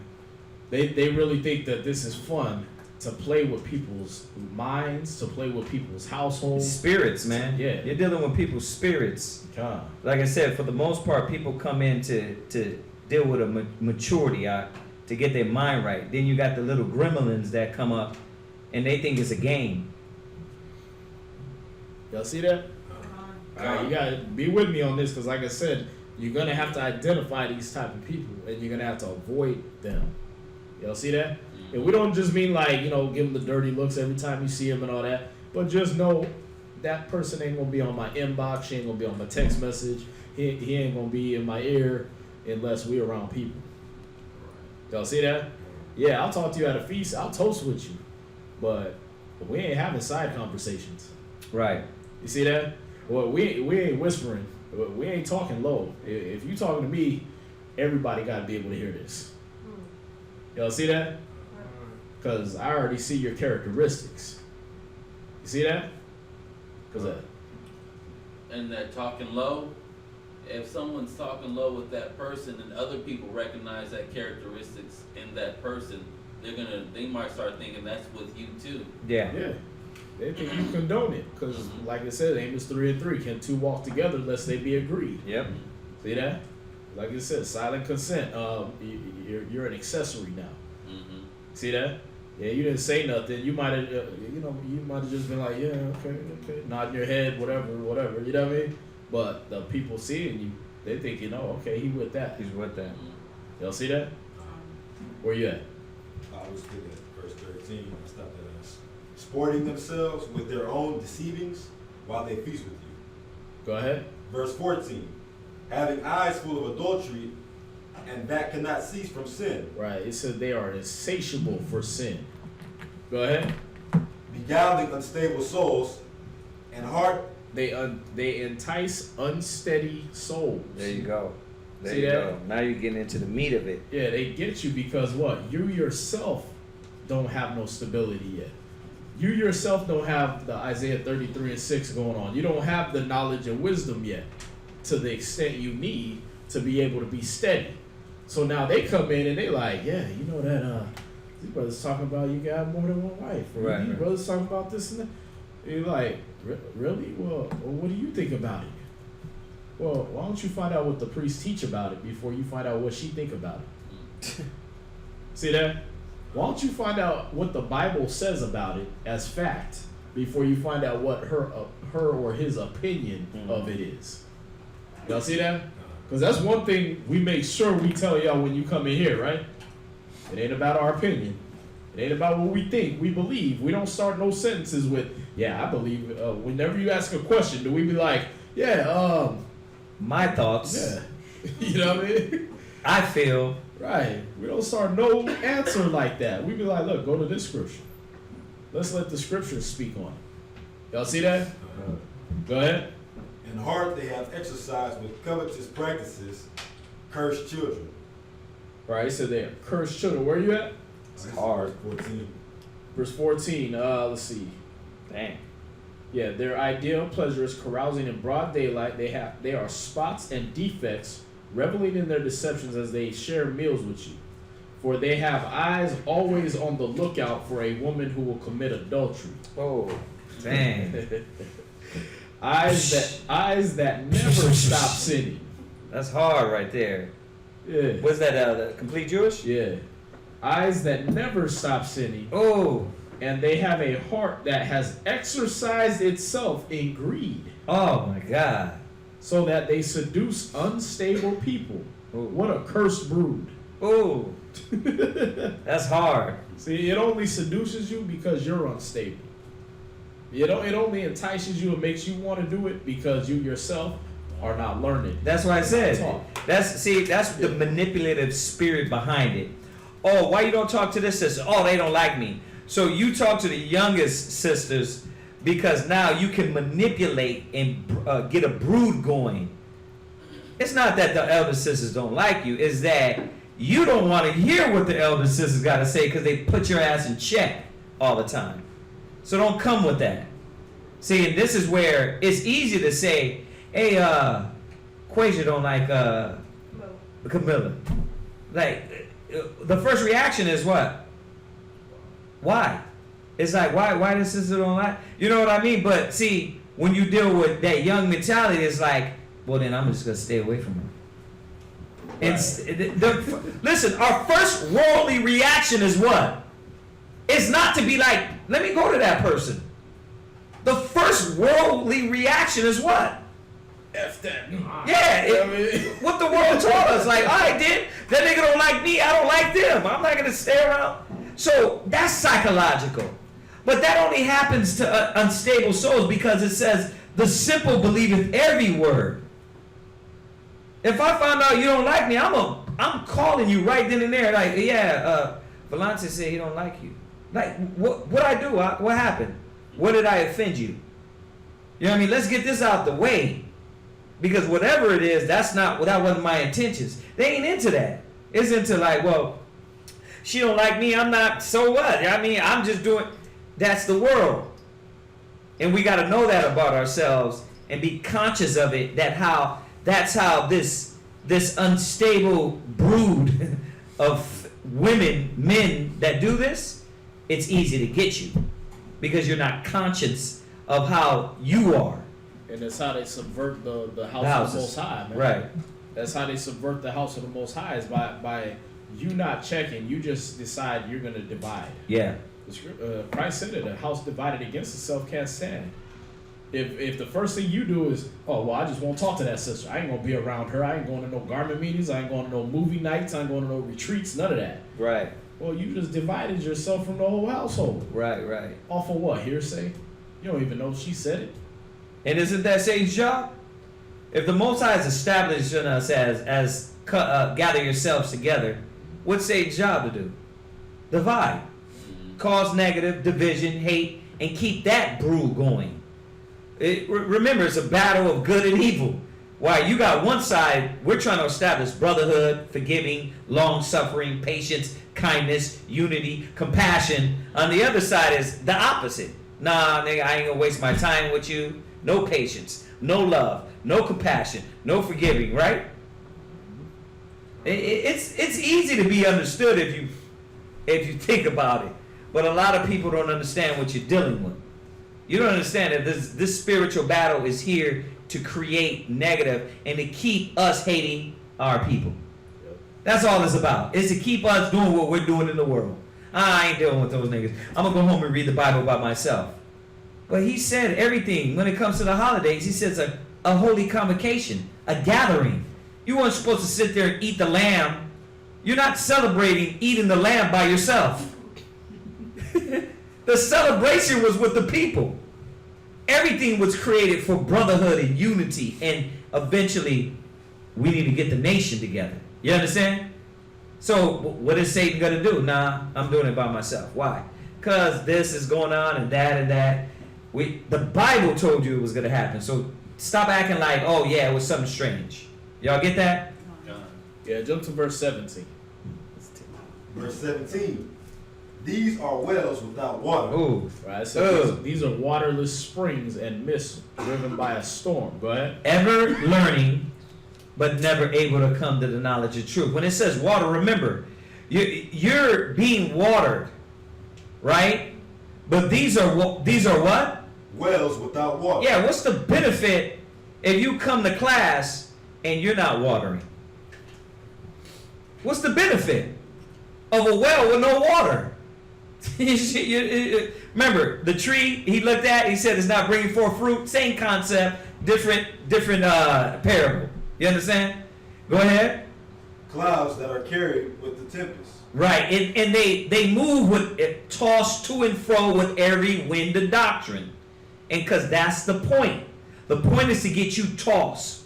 1 minute you're Baptist, next minute you're Muslim, 7-day Adventist, Jehovah Witness. You're this, you're that.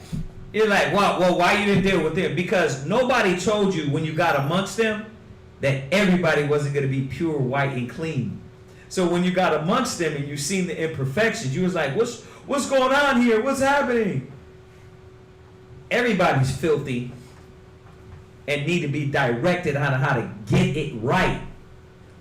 And a lot of times you pick off that cancer. And that's what we're doing. We're going in and picking off that cancer. That's cancerous. The spots, right? You wipe them off. Y'all see that? Go ahead. To whom the mist of darkness is reserved forever. Read. For when they speak great swelling words of vanity, Mouthing grandiosities of nothingness. So they basically saying a whole bunch of words, but the words don't mean nothing. Mm-hmm. Y'all see that? What's that? Can you read that again? Mouthing grandiosities of nothingness. That's crazy, huh? That's in the complete Jewish? Yeah. Verse 18. For they speak bombastic nonsense. and with licentious desires of the flesh, they entice people who have just escaped from those who live in error. So these type of people, they get you because you just came out of that. Right. You just got away from the world and the errors and everything like that. Right. See that? And so now they entice you because what? They're kind of telling you, hey, it's okay. It's okay to They're do showing that. you by example. It's okay to be like you were back then. Mm-hmm. Y'all see that? Yeah. Read that. they allure through the lust of the flesh, Oh, man. through much wantonness, those that were clean escape from them who live in error. Right. So it said they play on the desires of the old nature Ooh. in order to seduce with debaucheries people who have just begun to escape from those whose way of life is wrong. Y'all not listening, man. That's hard. He said they seduce you with debauchery. Debauchery is like going back out there partying. You know what I mean? They're the ones that like, hey, you want to come kick it with me at the bar? Yeah. Hey, you want to come with me? All the carnal things. Yeah. All the carnal. Like, hey, it's never, hey, you should come over and study with me. Yeah. No, you want to have coffee? Okay, now you want to have drinks? Now you want to go to the club? Now you want to, like, why don't we ever get together and talk about how they advance? Y'all see that? That's what they should be talking to you about. But these people want to get you back into debauchery. Why? Because it's seductive. It seduces you. It pulls you. Y'all see that? And you just came out of that. You just got told, hey, that's wrong. Damn. You just got the damn. You're barely getting over that. Like, okay, let me keep practicing not doing that until it's not grievous to me. And now they're telling you, hey, come do this. Y'all see that? So what? That seduces you. Mm-hmm. It's like you just got off crack, and a brother's over here, you know, hey, yeah, you want to come over, man? Just, you know, hang out, do a hit. What? Yeah, you know, we both trying to get right and everything, but you know, just happen overnight. Yeah, you right. 12 steps. Y'all see that? They try to seduce you back into that old life when you could have just quit by hanging around brothers. Yep. Y'all see that? But that's this type of person. So now you got to know how to identify him. Hey, you want to come over and just rap? Rap about what, sis? Well, yeah, I was just going to talk about, you know, the sister over here, the sister over there. Is she going to be there? Because my old life was gossiping like a high school girl. Yep. So I don't need to be back into that. See that? I'm trying to become a new creature in Christ. And the new creature in Christ don't have nothing to do with being a talebearer, a gossip, none of that. A busybody, none of that. Which we didn't even get it. We didn't even get in those scriptures. It's 10 o'clock though. Do y'all have any questions, brother? Brother, did you have anything? You had anything for us? Right, yeah, you're just taking it all in. Hey, all right. Can I? Yeah. Yes, sir. Just real quick on the rest of this. Read on.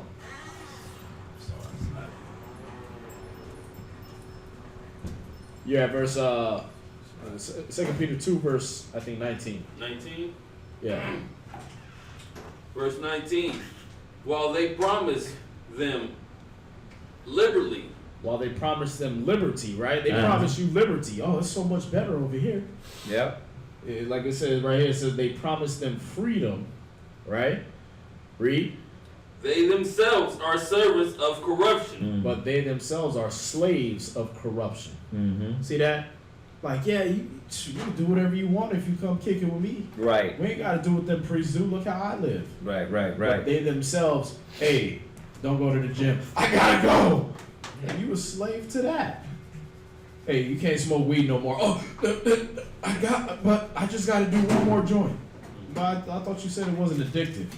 It's not, but I can't stop. Okay. Y'all see that? Right. Go ahead. For of whom a man is overcome. Shalom says. For of whom a man is overcome, go ahead. Shalom, brothers. Of the same is he brought in bondage. Right, so they promise freedom, but they themselves are slaves of corruption. Right. For a person is a slave to whatever has defeated him. Ooh. Woo. That complete Jewish is hitting it hard on that, huh? God. Read. Verse 20. For if after they have escaped the pollutions of the world Oh, right. Go ahead.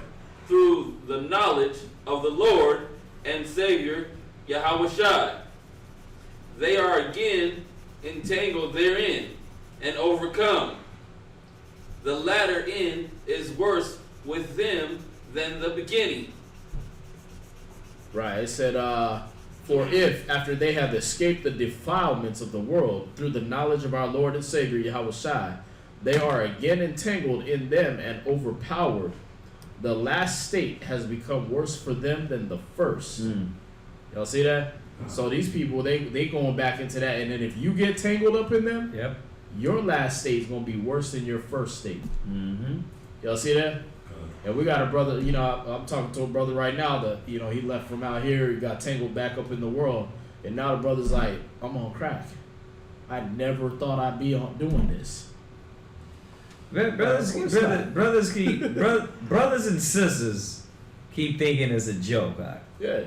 We just be sitting back. We see so many people come in, try to play around with the spirit, try to, they get their ass whooped, and then they on the Most High side, but then when things start getting good, bad, or better, then, you know what I mean? It's like, you transformer. Yeah. I'm down with the Most High.